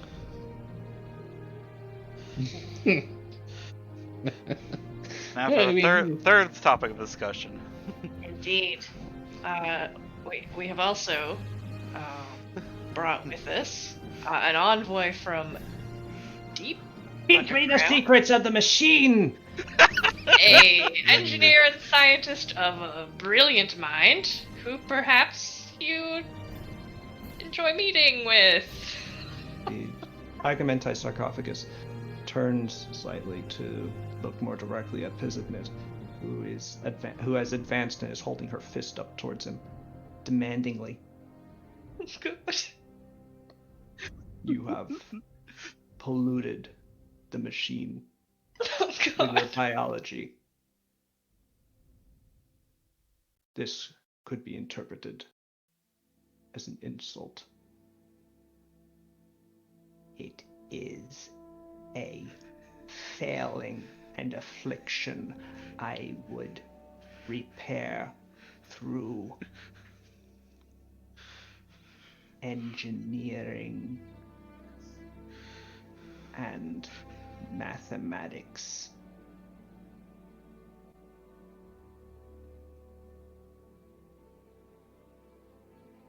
You seek my assistance. Yes. Teach me how to create machines that live. I will correct the shortcomings of your form. Further secrets may be released in time. Enter. The sarcophagus slightly floats out of the way, and Pizitnit's spider-like body heads towards the gleaming metallic silver and brass interior that you can see through the doors. The main antechamber, which you have seen before. It's the interior circle, basically featureless, and a perfect cylinder of metal that Pizitnit begins to walk into. And she turns briefly back towards you. And for the first time, seems somewhat sincere when she looks at you, Paulina and Kasumi, and says, "Your assistance has been appreciated." Well, we appreciate all that the Skitterkin have done for us, and I hope that you find what you're looking for here. I'll just bow. At which point, she nods at you and heads deeper into the sanctum. Agamenti's form floats back in front of the doors. Will there be anything else? No, we have expressed our concerns with everything, and what you choose to do with that information is, of course, as always, entirely up to you. Thank you for noting our concerns. Another bow. Your recognition of my independence is noted. Enjoy And, the remainder of your day. At which point, the sarcophagus begins slowly rotating to return inside. Is there anything else you want to say to Agamemnon before he leaves? I just kind of say, Man, and you as well, and then I also bow and then just turn and walk away. It's not very ceremonious because he's not Not that gonna- kind of guy. No. He really Not isn't. gonna say sorry for the loss of Shinichi? Oh, no. really haven't given him that news yet? He's heard from Oh, Pardax told I'd- him. yeah, Paradox told Yeah, me. okay. it's Oof. I don't know. That would seem passe. I don't think he's the type who would. Yeah. Overly sentimental. Goodness. Onward to Hongo. After did that. Did you find that incredibly stressful? Because No, actually, I find dealing with Agamemnon pretty simple. okay. He's pretty unemotional about most things unless you threaten his independence and his ability to do the science stuff he wants to do. You're not worried about what science is getting up to down there with the rumbling. I mean, We'll cross that it's- bridge when we come to Which, it. by the way, it now might- that the doors have closed again and you're walking away from it, the thrumming has started again. Am I somewhat concerned? Yes. But at the same time, he again has not given us any reason to distrust, and provided that we continue to recognize his independence, Yeah. I feel that he will not be provoked. Okay. Yeah, I don't think. Yeah. Not that I think he's gonna do something aggressive. I'm just worried he's gonna do something just like passively destructive. I like, mean, like destructive as sort of a secondary. I don't. Anyway. as long as The it keeps conclusion to of this this mountain. experiment, the chances of the island sinking beneath the sea is only 10.3%. This is acceptable. Wait, who said that? What? Did Agamentai like pop back out? No, I was just joking. God. Spooky. Um, I'm glad he made a new friend. I guess. It's nice. It's kind of nice. it is Two kinda weird nice. friends, found each other. Who are we to judge? Yeah, I'm glad we could bring those two weirdos together. Where are we going? We're going to Hongo. Hongo. Yeah, okay. We're going Yeah, to we- Hongo. Yeah, Gotta go got talk you. to the. It's just the you lord and there. just Time you and your to get late boys. in the day. You and your wanna boys get now. on. Yeah. Yep. My bad. Oh, our fifth wheel is gone. Yeah, that's right. Yeah. And as you all get back onto the sky skiff and start taking off, after a few moments of silence, Tatsu finally goes, "Oh, thank fuck, she's gone." I mean, yeah, she kind of sucked. Bit of a stick in the mud. Asshole. I mean, and the Agamentai are a little exhausting. Yeah. That's all I gotta say about that. Like, Daedalus is cool. Pardax is weird, but cool. Bunch of other. I mean, I haven't met many Epsisan worshippers. Pretty much those two. She's a jerk. Big old spider rat jerk. And with that, you fly off towards Hango. And oh, it's 9:30. Where does the Yeah, time jeez. go? That was a Well, good session. we did spend a fair amount of time on some this unexpected A distractions. lot of hijinks this time around. No. So, however, it may be fun to know. It might be good of you to note that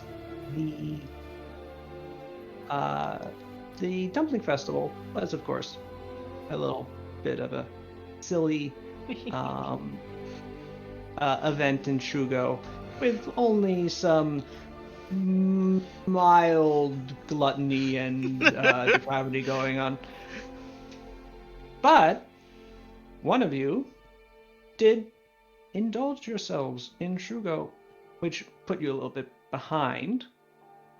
Not so much that you'd be late to get to Shango, but did put you a little bit behind.